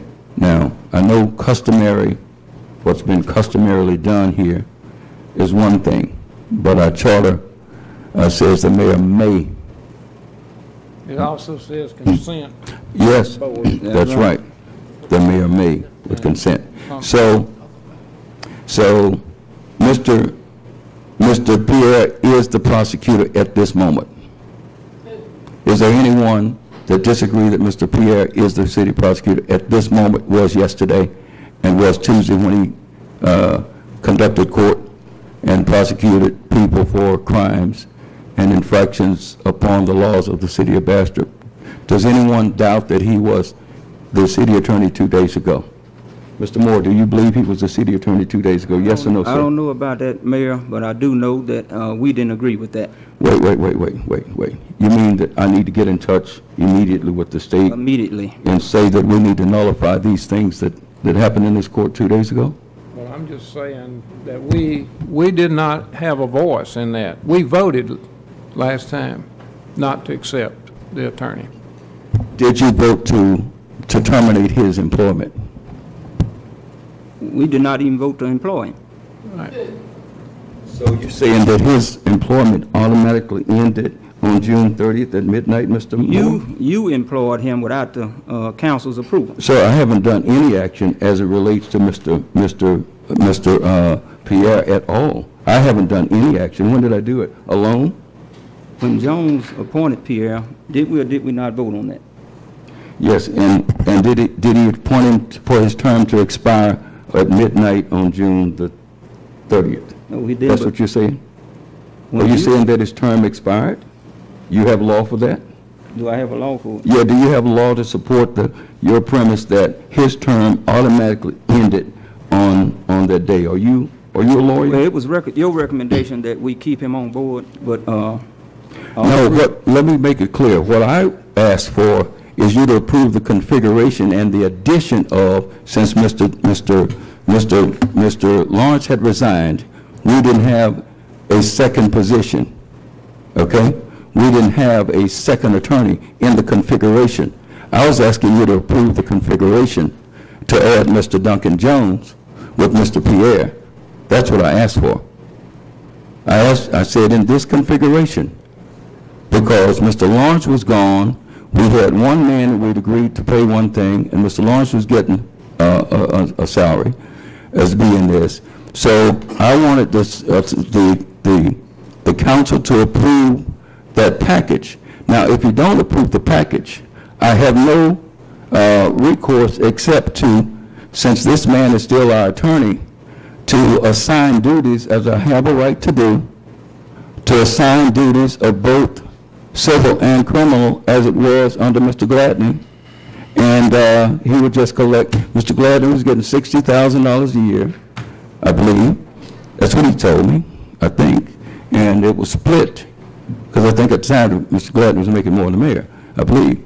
But then it was split and they paid 30-30, I think. Mr. Lawrence, was that about right? Then they split the pay of Mr. Gladney between you and, no, they split it before you got here, I'm sorry. They split it between Mr. Bentley.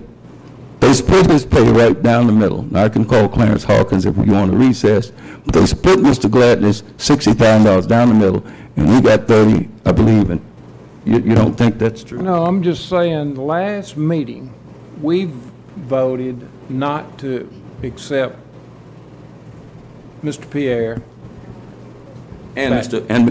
No, you voted, you didn't vote. You vote, no, hold it. This is what I propose. I propose, and the action of reaffirming was naturally going to terminate him in one action. You see, if we vote to, let's take a left turn, then that left turn negates going straight. So I was asking you, I was very careful with my words. I was asking you to approve the appointment of these two. So the new appointment in my mind of these two was going to automatically terminate this man's standing agreement as an attorney. So since you didn't do that, that action had two parts to it. First, naturally, if you approved it, he's under a new deal. But since you didn't approve it, there has been no action. So he is still the city attorney. Well, what I'm saying is, you never came back to the council. You never came back and said you were going to do this. Wait, hold on. I'm trying to get you straight. What is it I didn't come back to the council and say? Last meeting, we did not vote for your nominees for... Right. Which means that things stayed as they were. Would you agree or not? I don't know about that now. I remember your last statement was, so as of now, we don't have an attorney. I meant what Mr. Lawrence was doing to replace Mr. Lawrence. I didn't mean that we were without That's not what you said. Well, I think if you check with the Attorney General, I think that's, check the minutes of the meeting and see what we said. Well, hold it. I never said that this man was fired. What I said was I wanted you to approve the new configuration of this man switching over to Mr. Lawrence's spot, and this man here, Mr. Jones, this man, when I say this man, I'm saying Mr. Pierre, switched from the prosecutor, and he's been a very good prosecutor. Does anyone have a problem with his record as prosecutor? Do you have a problem with Mr. Pierre's record in this court, Mr. Moore? No. Okay, no problem. Oh, you weren't here. Do you, Mr. Shaw? I don't know much about Mr. Pierre, I'll be honest with you. Okay, great. Mr. Locke, do you have any problems with Mr. Pierre's record as an attorney, as he I'm going to serves say as the citizen same ambassador? thing that Mr. Shaw said. I have no knowledge of his records as a Good or citizen. bad? You mean no Good or good? bad. But I do remember this, Mr. Cotton. What? Your last statement before we moved on to the next item on that agenda. The city do not have any city. No, I said let any. me finish Go ahead, I now. didn't say any. We don't know exactly what you meant, but that was your last statement, was that the city do not have any attorneys. Well, just if you thought that I said that, That's and what even you if I said. did say it, it doesn't what you- matter in that's- law. Hold it, that's- hold that's it. what you What I said. said, if I said that, it has no bearing in the law. And the law would say that we took no action to change what was 1 minute before the vote, before you voted to not have the configuration that I put on forth. Now, if you can, look, I'm willing to go to the Attorney General on this, and in the meantime, until we get an Attorney General, and you won't confirm Mr. Jones as the other attorney, which is what I'm asking tonight, since you won't, then I'm going to assign this man all of the money and both roles, okay? Now, that's what's on the table. Okay, this man is still the city attorney. He conducted court, environmental court, sitting in this chair yesterday. And you all knew that this was going on. Did you think we'd cancel court? No, we didn't know that now. Oh, you didn't know that court was going on Tuesdays? Okay. Did you know that court goes on here on Tuesdays? This past Tuesday. So yesterday, before yesterday. Did you have any idea that we were still going to court in this chamber? I didn't know I thought we were without a city attorney at the time. That's No, what they said last I meant a city attorney. When people say city attorney, they're talking about Mr. Lawrence, the city attorney. That's the prosecutor over there. We were without this man in this chair that sits at this table on these nights. That's the city, that's what I meant when I said we are without a city attorney. I said a. I didn't say any, Mr. Locke. I said a. Check the record. So I meant we were without the position that this man back here resigned from. I said, if you all want to go on with that, that's fine.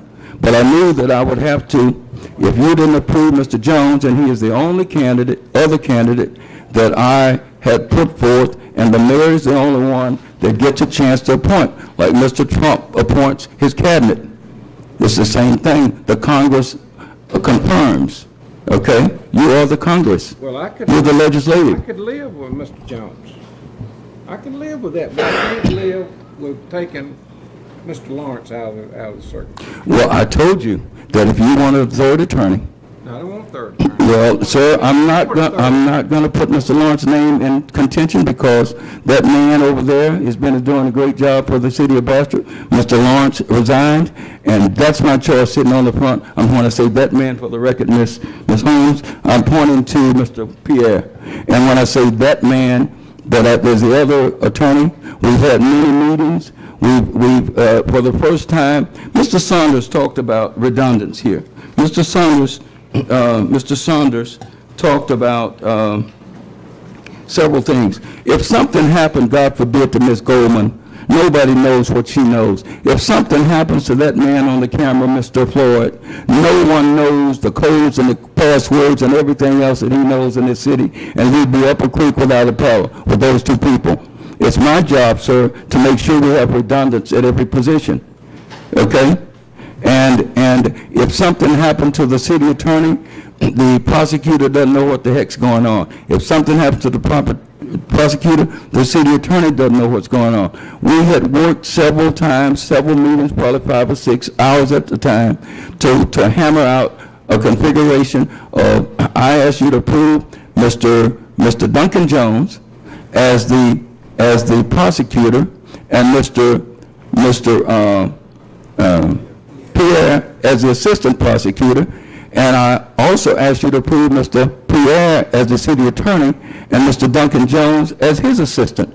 And they agreed to collaborate with each other. I tricked them into taking $1,000 apiece more, okay? And I didn't want to reveal that I took advantage of them to do all that extra work to keep up with what ordinance are passed and what was going on in the court, and a lot of collaboration. So we'd have backup. I was trying to create redundancy. Mr. Lawrence and Mr. Pierre has operated as silos. They didn't, I don't think, collaborate a lot. They both came up here from Monroe. They both may have eaten a hamburger at PT's and gone back to Monroe. Mr. Jones is a fresh lawyer. He's smart. I tutored him when he was a little boy in math, picked him up at St. Joseph. I've been knowing him for years, and he's 1 block away from City Hall. And I trust this man. I trust both of their minds that they can handle anything that's hanging out there in Bastrop. We need to move on, sir. We need fresh blood in this administration. We need to move on. These gentlemen, I have an automatic second opinion on everything before leaving the city of Bastrop. I want this configuration, and if you don't give it to me, then I'm just going to take my action, and you can call whoever you want to make Mr. Pierre both. And that's it. I'm not going to put anybody else's name in contention. And I'm the only one, according to what I read, that can put someone's name in contention. Now, whatever you want to do, you can do it.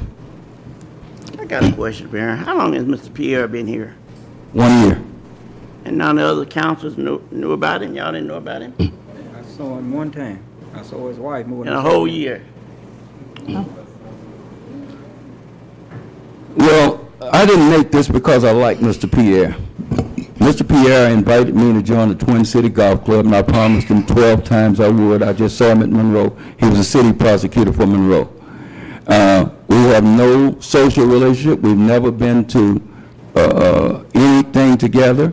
But when I was campaigning, I asked people, and I came in this courtroom and I saw the compassion that he had, but the firmness. He's firm and he's compassionate. I thought that was perfect. Mr. Jones, based on his daddy, Jerry Jones, I know what kind of district attorney he was for 26 years. Mr. Jones, you better not be a rapist or a pedophile or a murderer or anything like that. Mr. Jones, Jerry Jones is going to hang you. But if someone made a misstep in life, Mr. Jones, Jerry Jones, gave that person a chance. And Mr. Duncan Jones is cut from the same cloth. Now, I respect Mr. Lawrence. He's a lawyer's lawyer. He's a proceduralist. Extraordinary. I love his law. And it has nothing to do with Mr. Doug Lawrence's lack of capability. But it's time for us old people to turn this town over to some young people. And it's time for us old people to give young people a chance. Mr. Jones just opened a law firm 1 block from here. Now, Mr. Jones' name is the only name in contention here. Because I'm residing on the fact that by law, that man right there in that circle seat, Mr. Pierre, is still an attorney hired by the city of Bastrop. Ms. Goldman, did Mr. Pierre get a check for working here last week? He did. He did. And was that period from July 1st forward? July 1st. Did it include the first week of July? It was, yes. So he got paid as an employee of the city of Bastrop after I took office. Is that correct? That's correct. He is an employee. Okay. So now you all can call whoever you want. But as it stands, I'm going to make an executive decision, and Mr. Pierre, you are now have both duties, and you will get both checks, sir.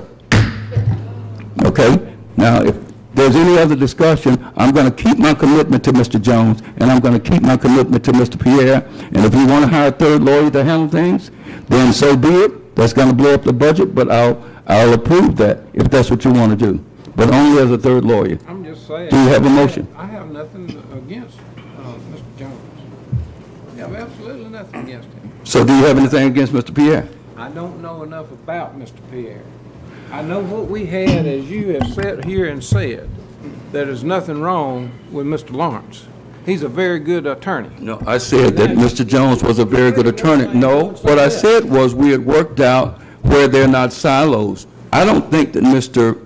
Lawrence and Mr. Pierre has done a lot of intermingling and interaction. Well, I'm a different kind of executive, Mr. Shaw.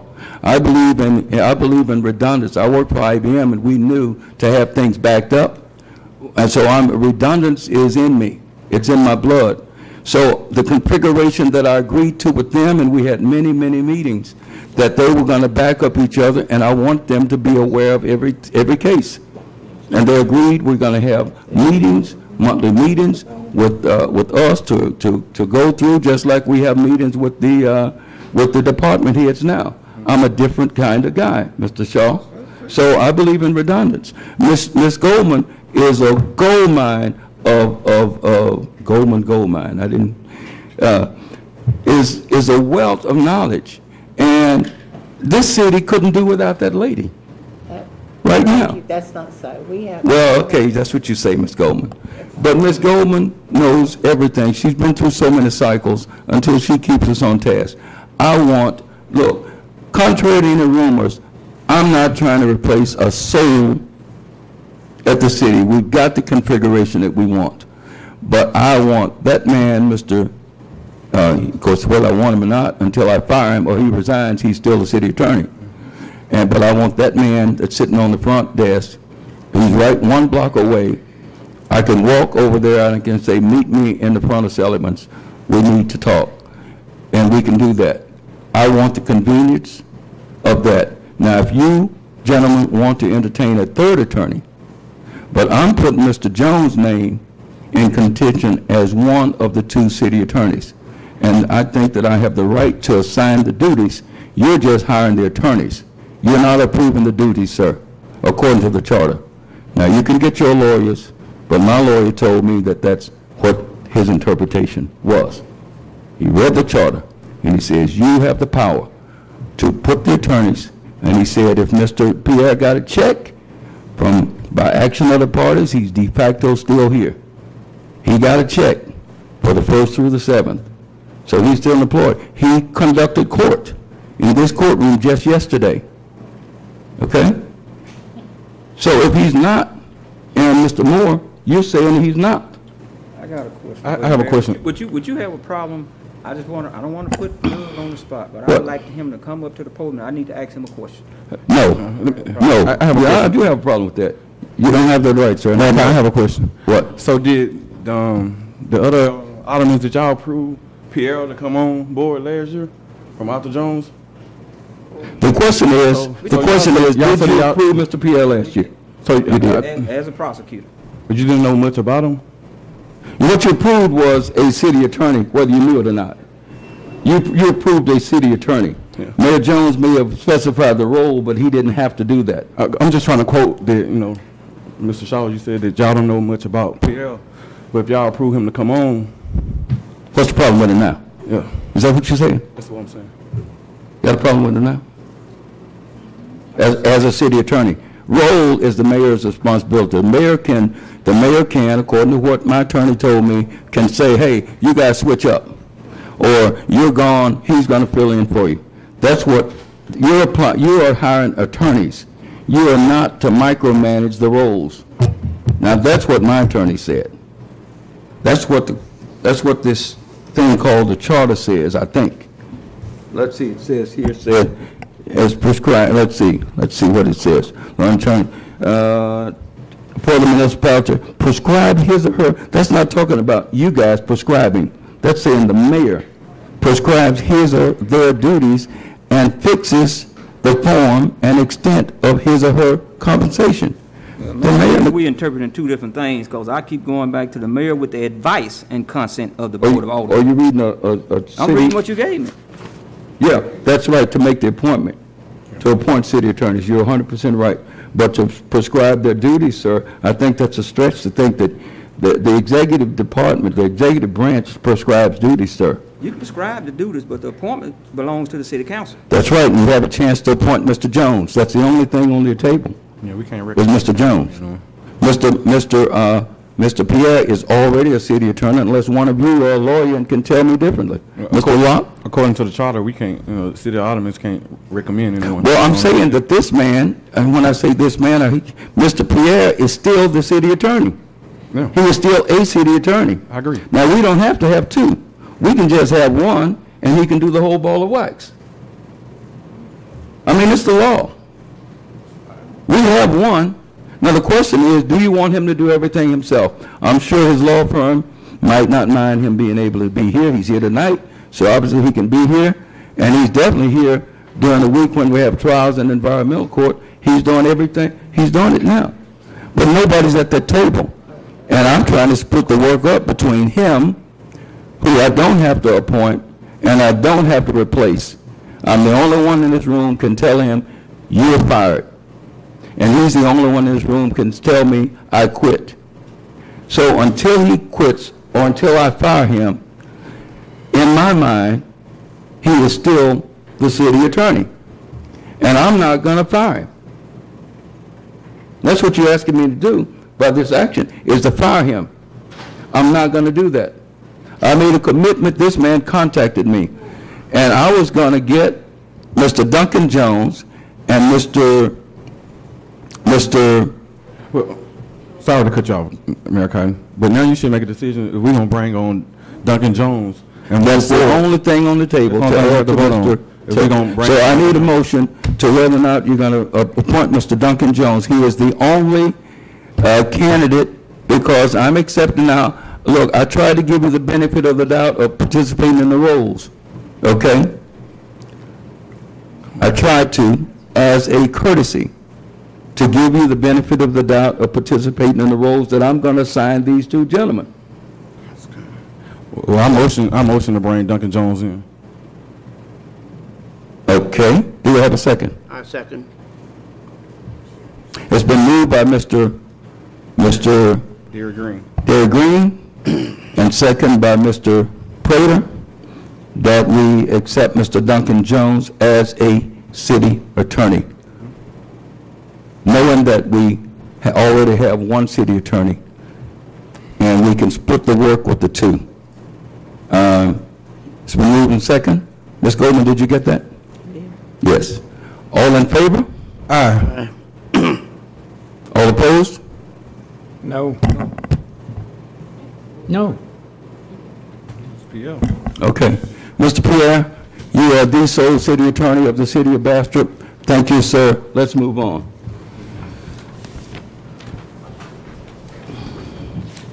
Mr. Duncan Jones, I do apologize, sir.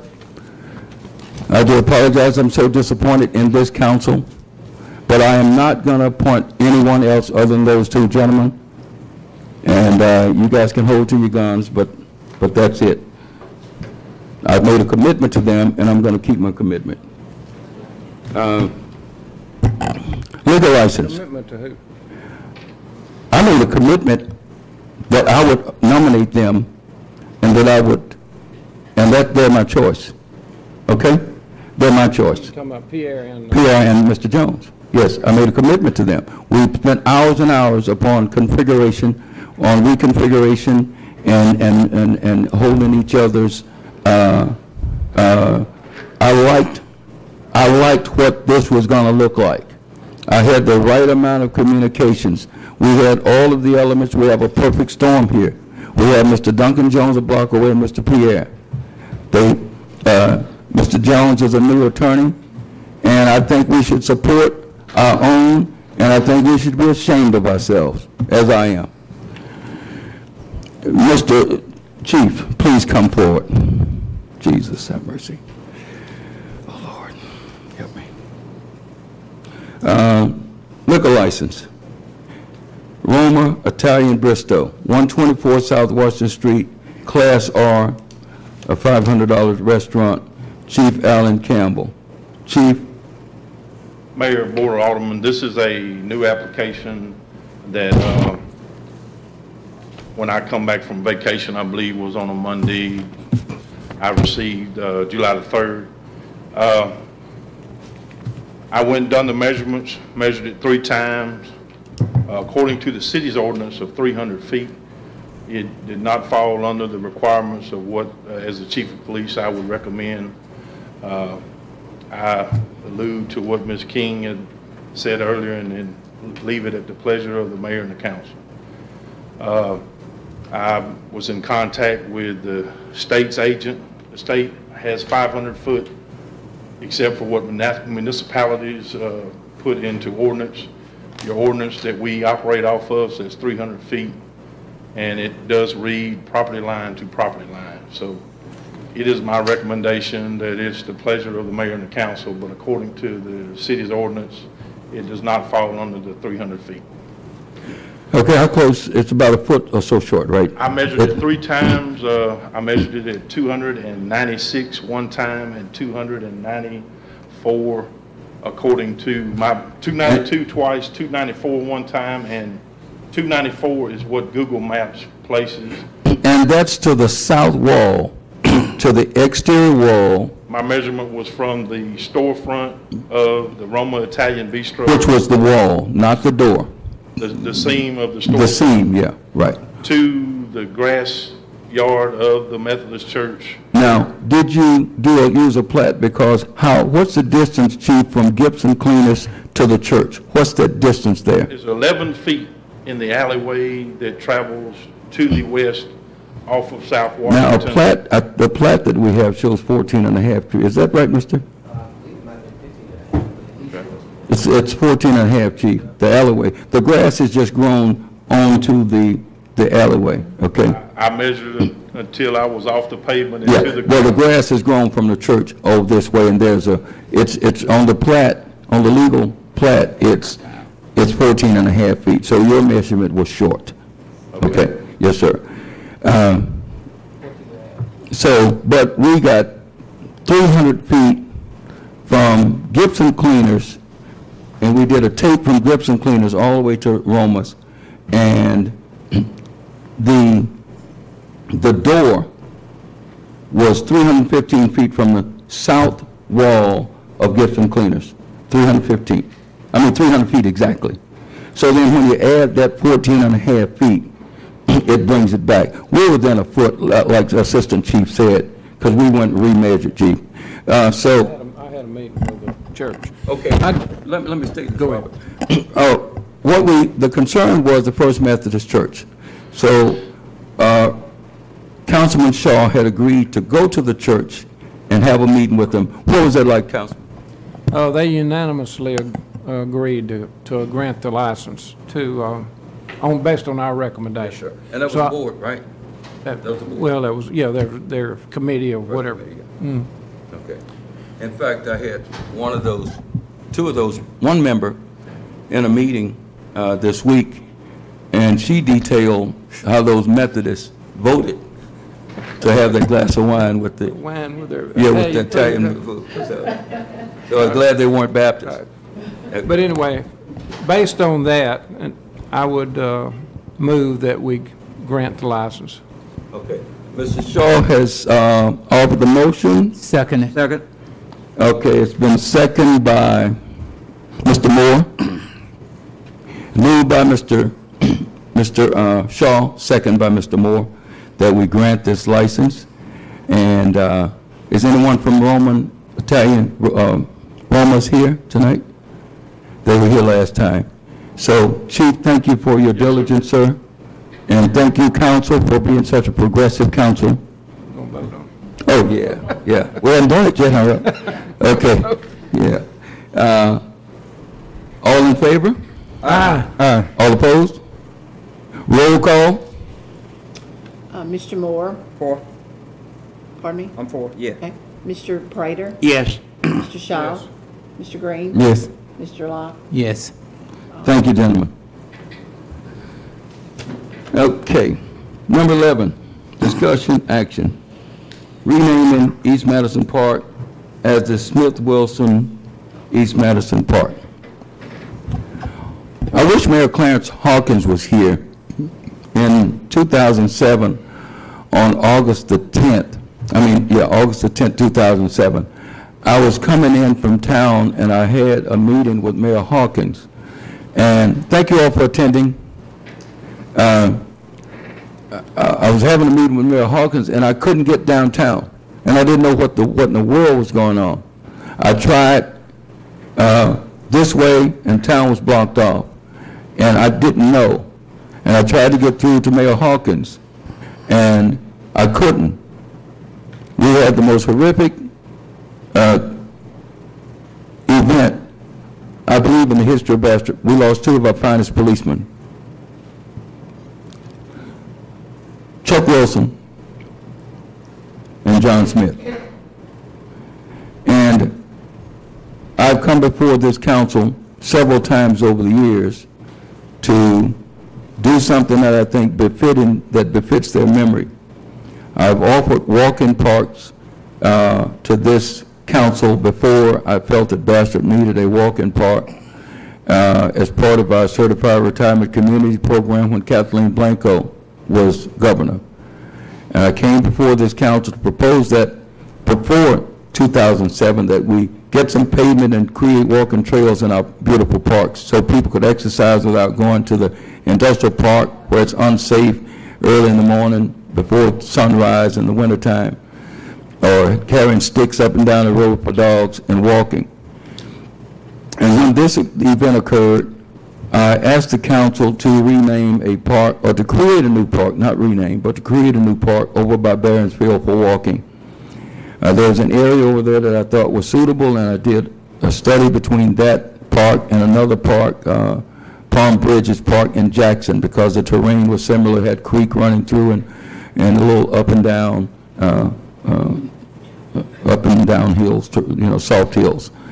And I felt that we should commission that park, but IP was in business at the time, Robert, and we looked at had property and used to park trucks right over there on Sassafras Street, and that's adjacent to it.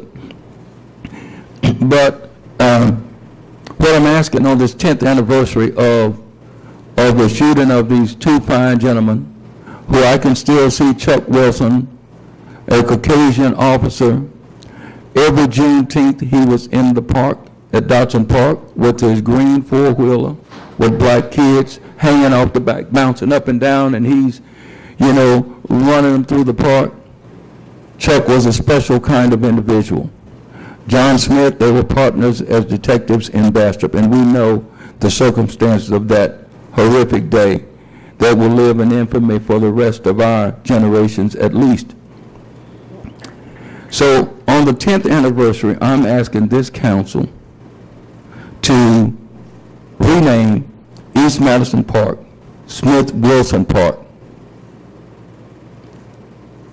in memory of Chuck and John. It can still say Smith Wilson East Madison Park to designate East Madison, but we have Carter Park, which is named after former Mayor E.P. Fats Carter. We have Dodson Park, named after the Dodson who dedicated the land for that park.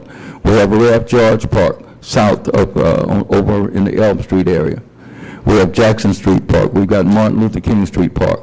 Well, I can't think of any names more fitting to have a park named after than two of our finest officers who have ever served this department.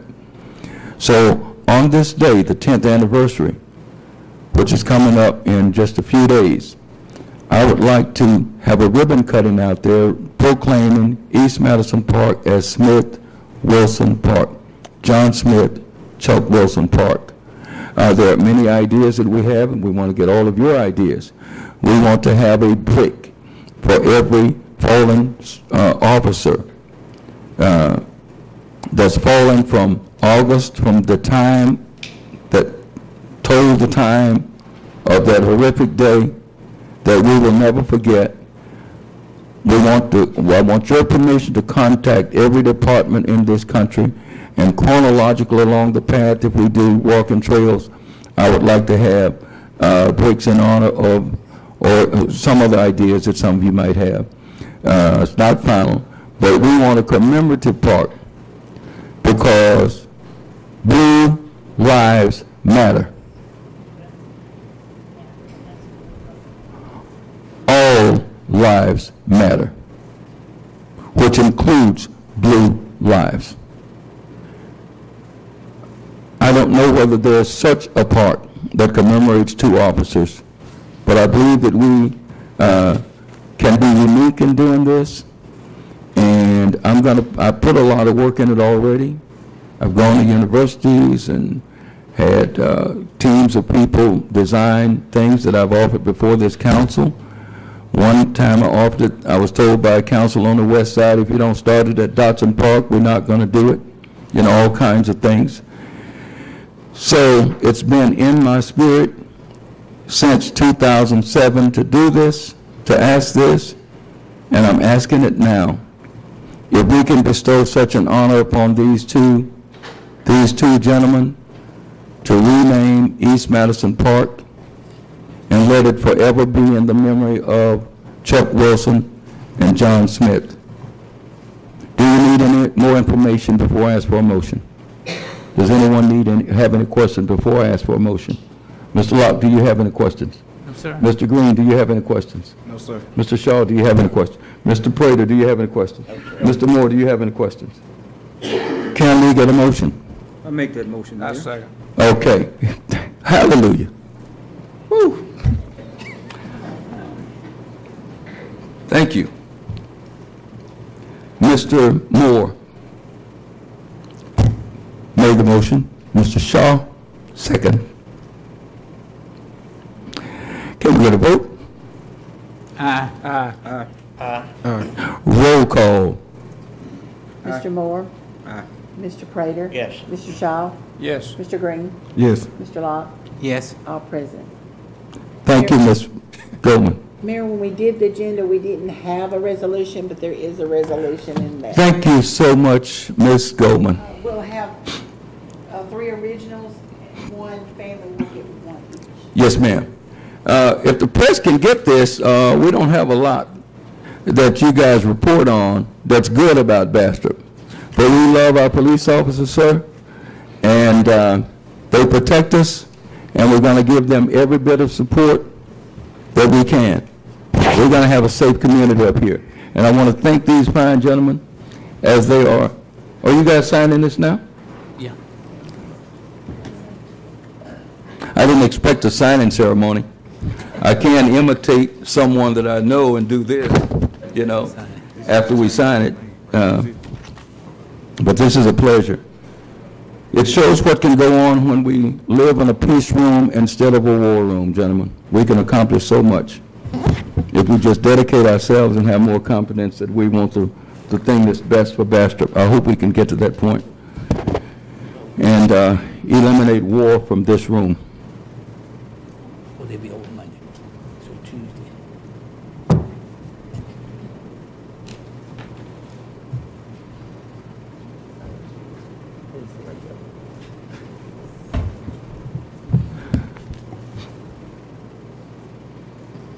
And thank you for indulging us as we sign this proclamation.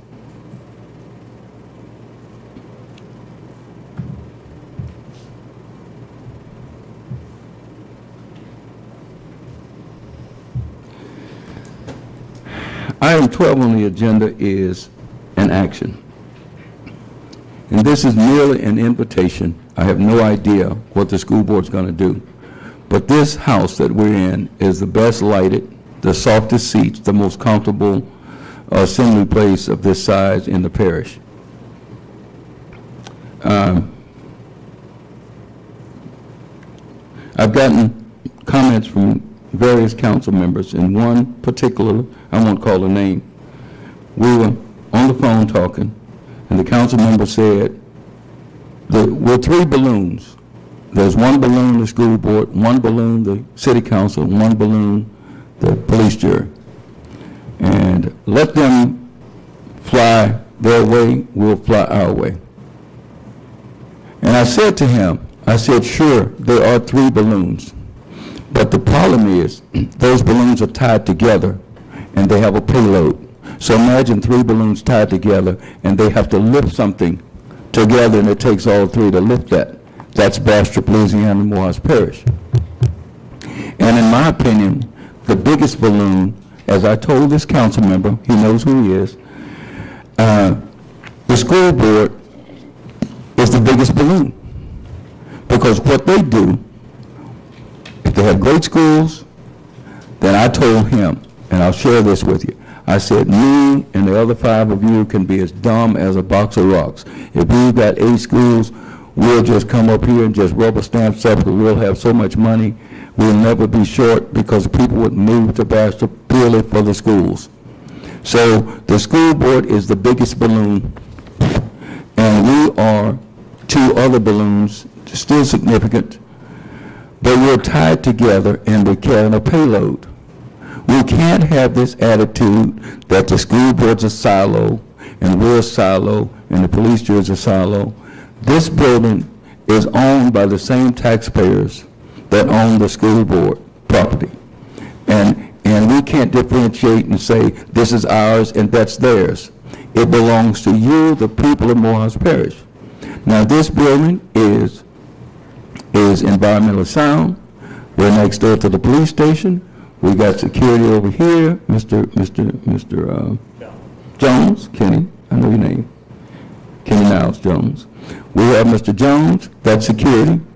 We're lighted, we're next to the sheriff's department. Safety is an issue here. Comfort is an issue.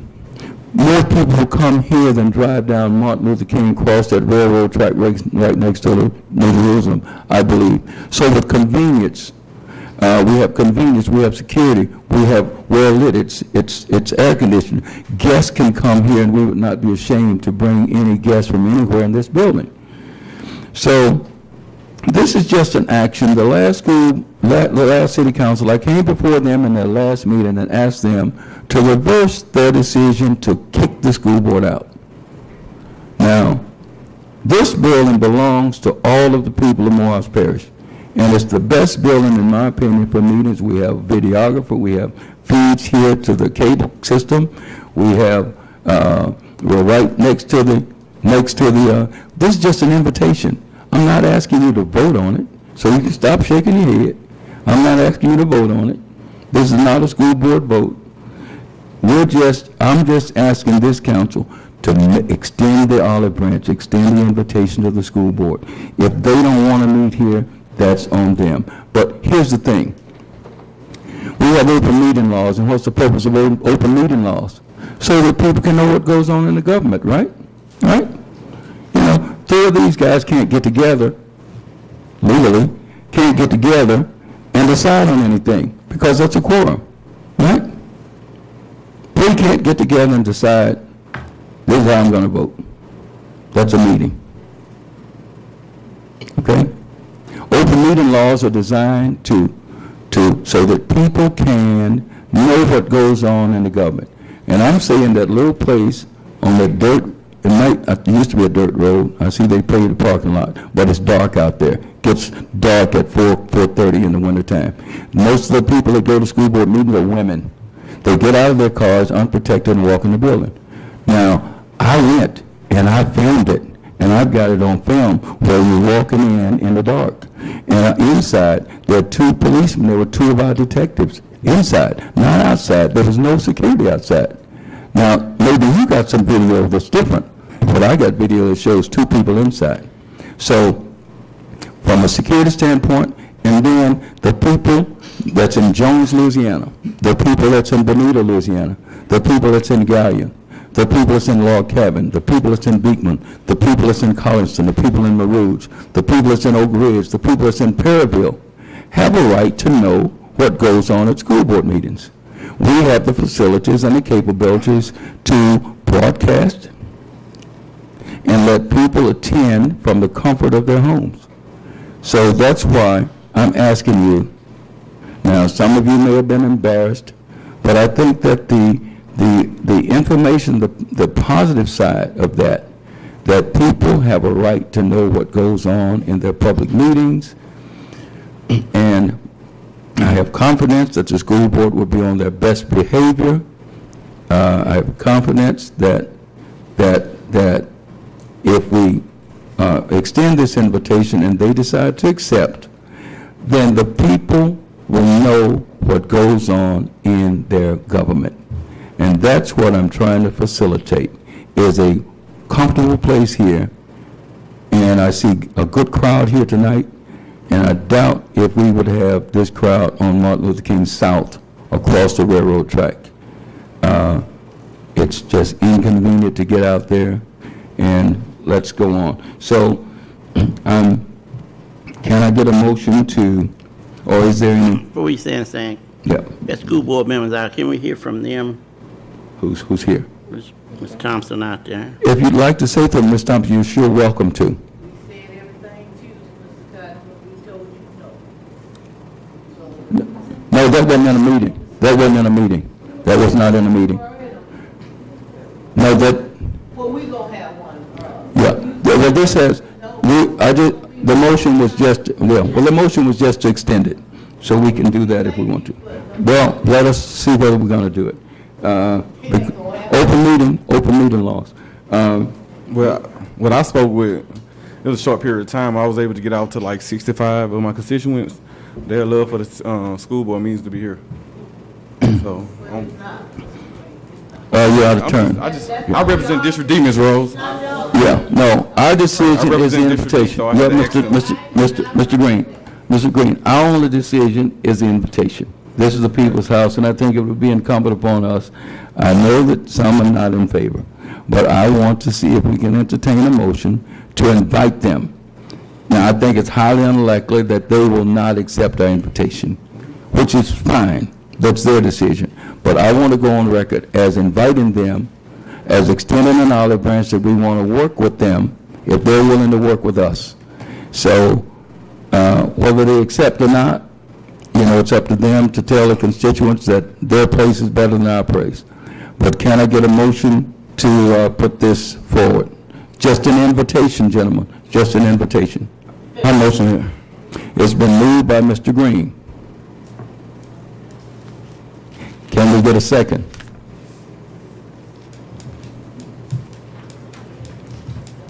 Can we get a second? Okay, the motion failed. The amendment, the invitation failed. Boy, are we through? Let's see.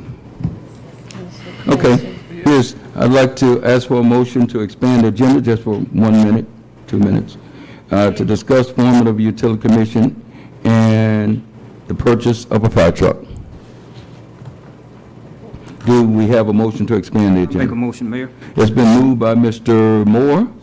Second by Mr. Shaw. It's a fire truck and what? It's to form I talked to you about forming a utility. We want to fast track. We want to get to studying our, we have a People's Water Service Company deal coming up. I attended the Louisiana Municipal Water Association meeting in Lake Charles yesterday.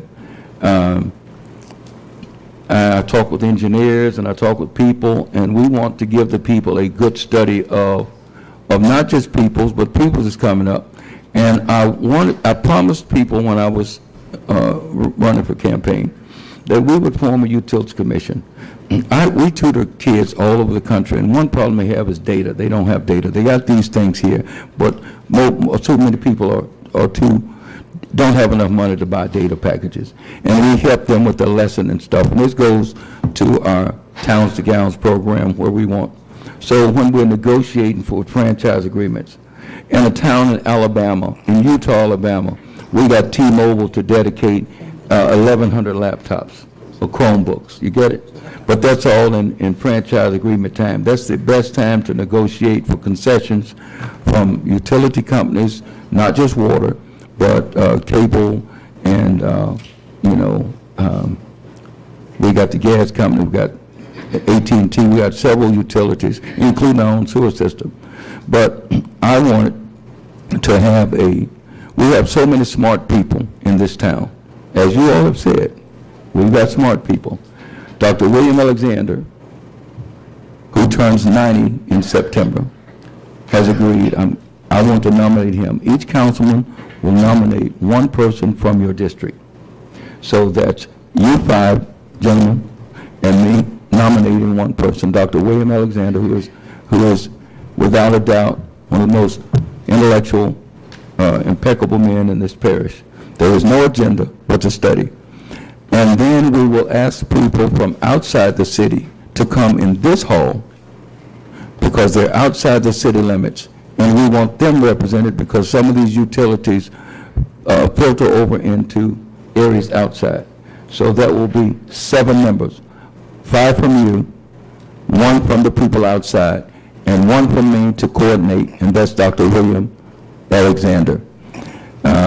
So I want to form that so they can get to work. So I'd like to, a motion but first I want to answer any questions that you have about this utility commission, because they'll put in more time than we will, gentlemen. Let's face it. We have people who are retired and looking for something to do. They have great minds, not to say that you need a 90-year-old person like I'm going to nominate. Mayor. Doctor, yes, sir. We need to go ahead and pass the motion to extend the meeting. And then Oh, I'm sorry. I'm sorry, Howard. Thank you Mr. Locke.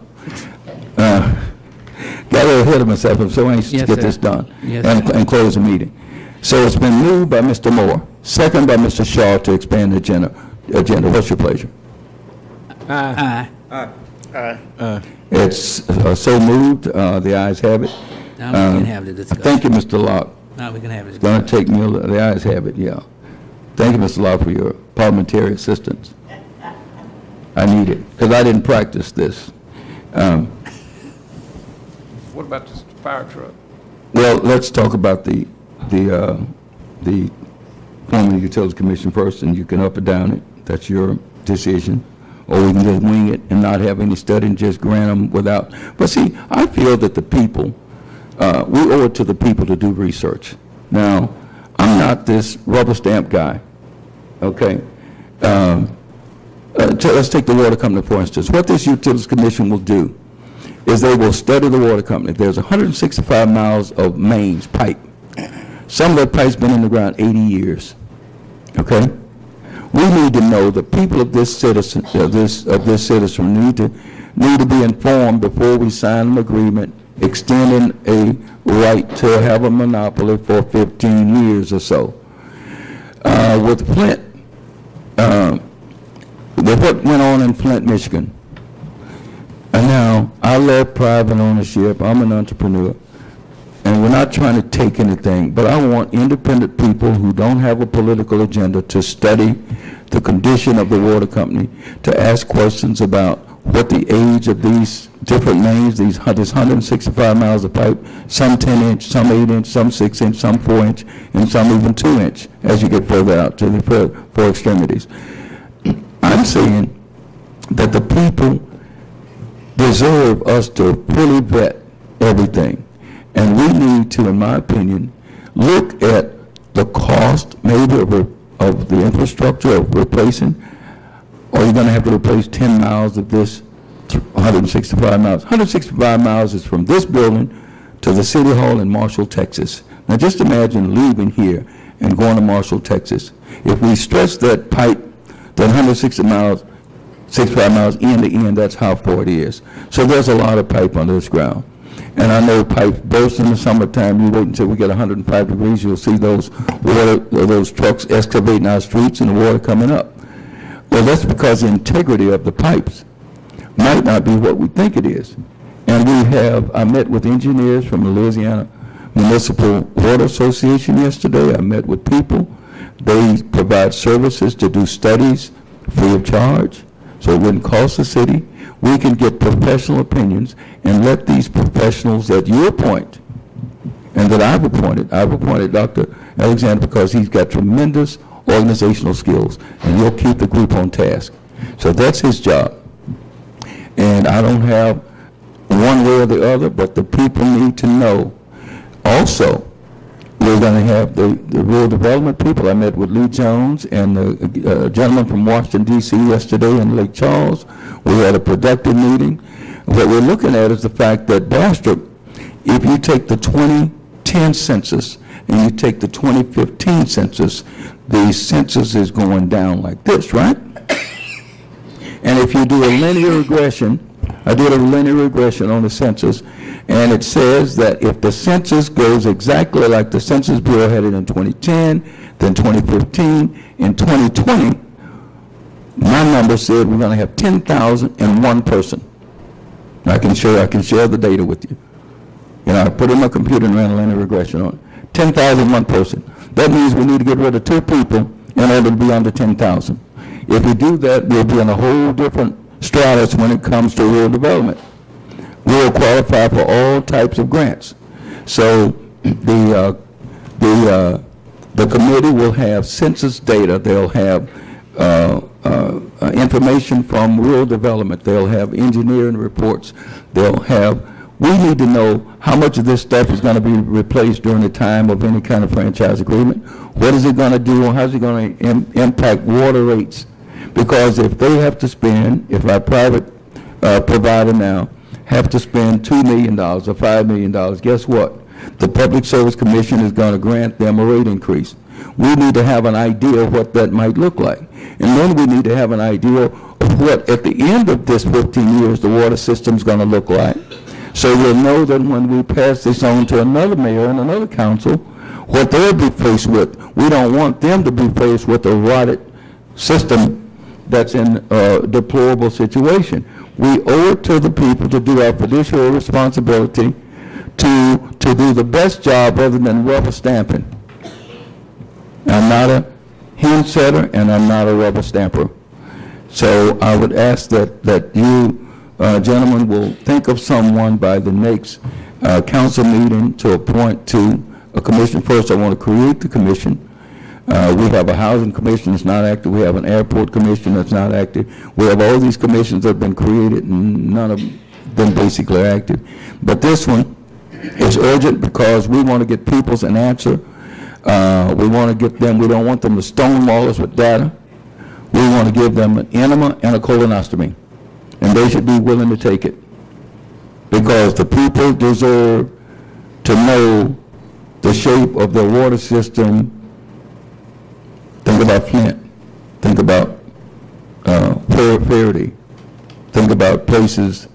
I was coming through Tallulah the other day and stopped at the TA and went in the bathroom. They didn't have any water pressure. Sign up, no water pressure.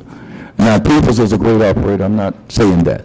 But we owe to the people to do a great job of vetting and looking at the condition and looking at what they, I know they don't have a crystal ball, they'll tell you that. We don't have a crystal ball, but if we get age, these engineers can look at the type of pipe, the quality of it when it was put in the ground 60, 70, 80 years ago and project the life, and we'll know the condition of this infrastructure. We'll know everything. And I want this committee to weigh all the options. We owe it to the people of Bastrop to weigh all of the options.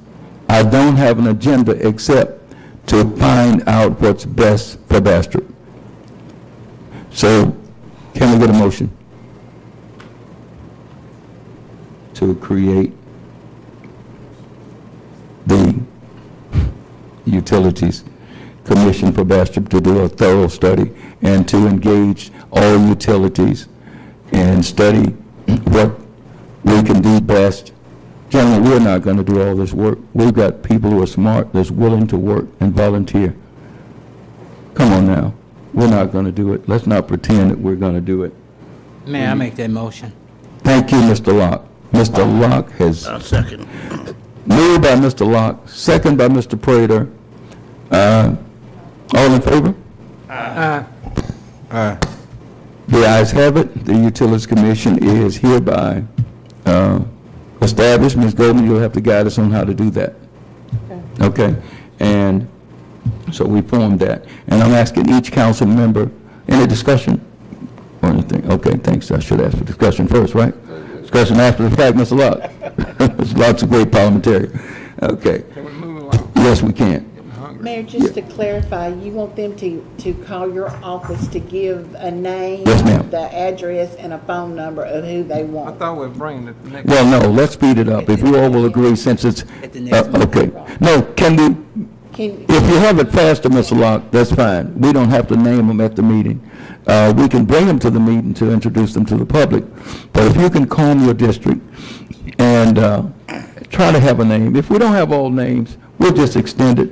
But, you know, we need to get to work because people's, Mayor, if I'm correct, they're going to have to be appointed at a meeting. Right. You just can't name anyone No, until no. they're appointed at a meeting. no, I said we can bring them for the appointment. Well, they can be present. Can't we do that all? Does it take 2 meetings? You can if you, yeah, if you know you're gonna do it at the next meeting. I'd like to do it at the, I'm saying, but if you can supply a name at the earliest. Name. But we'd have to, yeah, we'd have to bring them in. Yeah, you have to be Okay. appointed at the meeting. Okay, thank you, Mr. Locke, for, do we have a parliamentarian on this? We got a mayor pro tem. Mr. Locke, would you be our parliamentarian, sir, to keep me on track? We need to move on, Mayor. Okay, see, that's what a parliamentarian does. Okay, so the Utilities Commission is formed, discussion, action, purchase of a water truck. Hi, Chief Crowder. And Chief Crowder, I didn't mean to keep you sitting on that seat so long. That's part of the extended agenda. What I'm here about is the purchase of a new fire truck. We've been dealing with some problems with our... Let me get you speaking that microphone if you can. We've been having problems or issues with our fire trucks lately, mainly because of age. We had a serious accident a little while ago, so we lost a truck permanently. It was totaled out. But we have a chance right now to, because of the new budget has turned over, we had finished buying a truck, finished the purchasing of a truck, so we have that money already allocated for the purchase of a truck. We came before the Civil Service Board the last meeting and got an emergency approval to go ahead and buy the truck. I've been speaking with Ferrer Fire Company and have arranged that the purchase or the price of a truck. We've been working with them. We had it's a demo model truck, a 2016. The truck was listed at $325,000. He said he would sell it to us for $319,000, that is. But I've been working with him. I've got the truck down to $300,000. We're working diligently to get this truck for the city because we know what the city is dealing with as far as money. But the best thing that most of the money is already allocated for the purchase. So That was going to be the question. yes, sir. You have the money in the budget. Yeah, we have most of it. I could say 90 to 95% of it. What we did was last truck we bought on a lease to own, it was a line item budget for just a little over $25,000 a year, over a 10-year period. So you carried that on I went into, ahead and carried it because the chief had already explained that he would like to get a snorkel because it was old.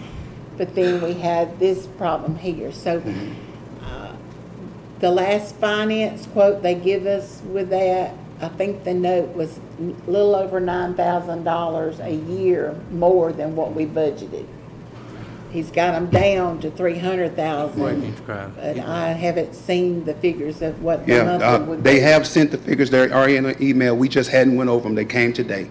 So I've been working with him. I'm doing my best to get it down. I don't know if I can shake him down no more, but I'll try.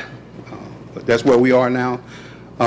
We're in need of new apparatus to be able to provide safety for the citizens. Like you said, we need vehicles that we can count on when we get ready to go out at 2:30 in the morning. Chief, before you go, any other questions about the fire truck, gentlemen? And this to replace the one that was wrecked. It's basically wheel falling. Unfortunately, we had to replace that one. Yeah. So, we were going to try to get a snorkel truck. Yeah, to bring us more up to date as far as our higher angle buildings, fighting fires on high angle buildings. It will have the ability to go up on roofs and stuff like that. I was talking with Mr. Tommy Cupp tonight, and I was glad to see him at the city council meeting.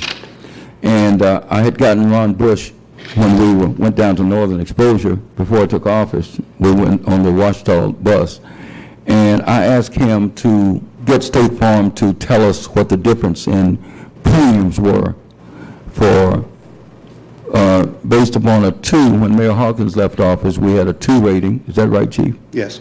And now we have a 4 rating, which is worse, right? 2 grades Yeah, worse. it's actually going down as far as even though the numbers are going up, the rating is going down. I asked him to contact his data people at State Farm and run the numbers on what was Bastrop people paying, the difference in a policy today 2 versus a 4. And he came back with the data, and it's 20% more.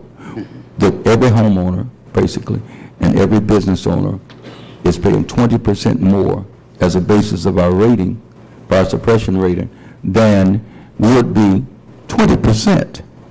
In the aggregate, that's millions of dollars. So this is our highest priority for us to get our fire department's rating back to a 2. And the council are all committed, aren't we, gentlemen? Yes, we're committed. That's highest. So we're going to give you all the support we can. Thank you. Chief, and we've had we had meetings, and Monroe, Mayo has offered his support and the fire department there, and we got consultants that we're going to work together. We have capable people, Mr. DP and Mr. Chief Crowder. I'm proud of the work that they're doing and all the dedicated firemen Thank you. that you're doing. So, Chief, you've got our total support. Even if we have to run a little bit over budget to get it done, it'll save the businesses and the homeowners of Morehouse Parish millions of dollars in the aggregate. This is. I appreciate you, Mayor, and all I ask for is 5 good yes votes. Amen. Okay, do we have a motion? Make that motion. Second. Okay, all right. The motion was made by both Mr. Shaw and Mr. Moore at the same time, and it was seconded by Mr. Locke. Discussion. I get it right that time, Ms. Locke? Yes. Thank you. Discussion. No discussion? Could you say what your motion is? I make a motion to approve the new fire truck. Okay. The motion, that's what you said also, right, Mr. Shaw? To approve the new fire truck, Mr. Locke, second motion. All in favor? Aye. Aye. The ayes have it. Thank you. Yes, sir. Is it time to adjourn? Make a motion to adjourn. It's been moved, it's been moved by Mr. Prater and second by Mr. Shaw that we adjourn this meeting. Discussion? All in favor? Aye. The meeting is adjourned.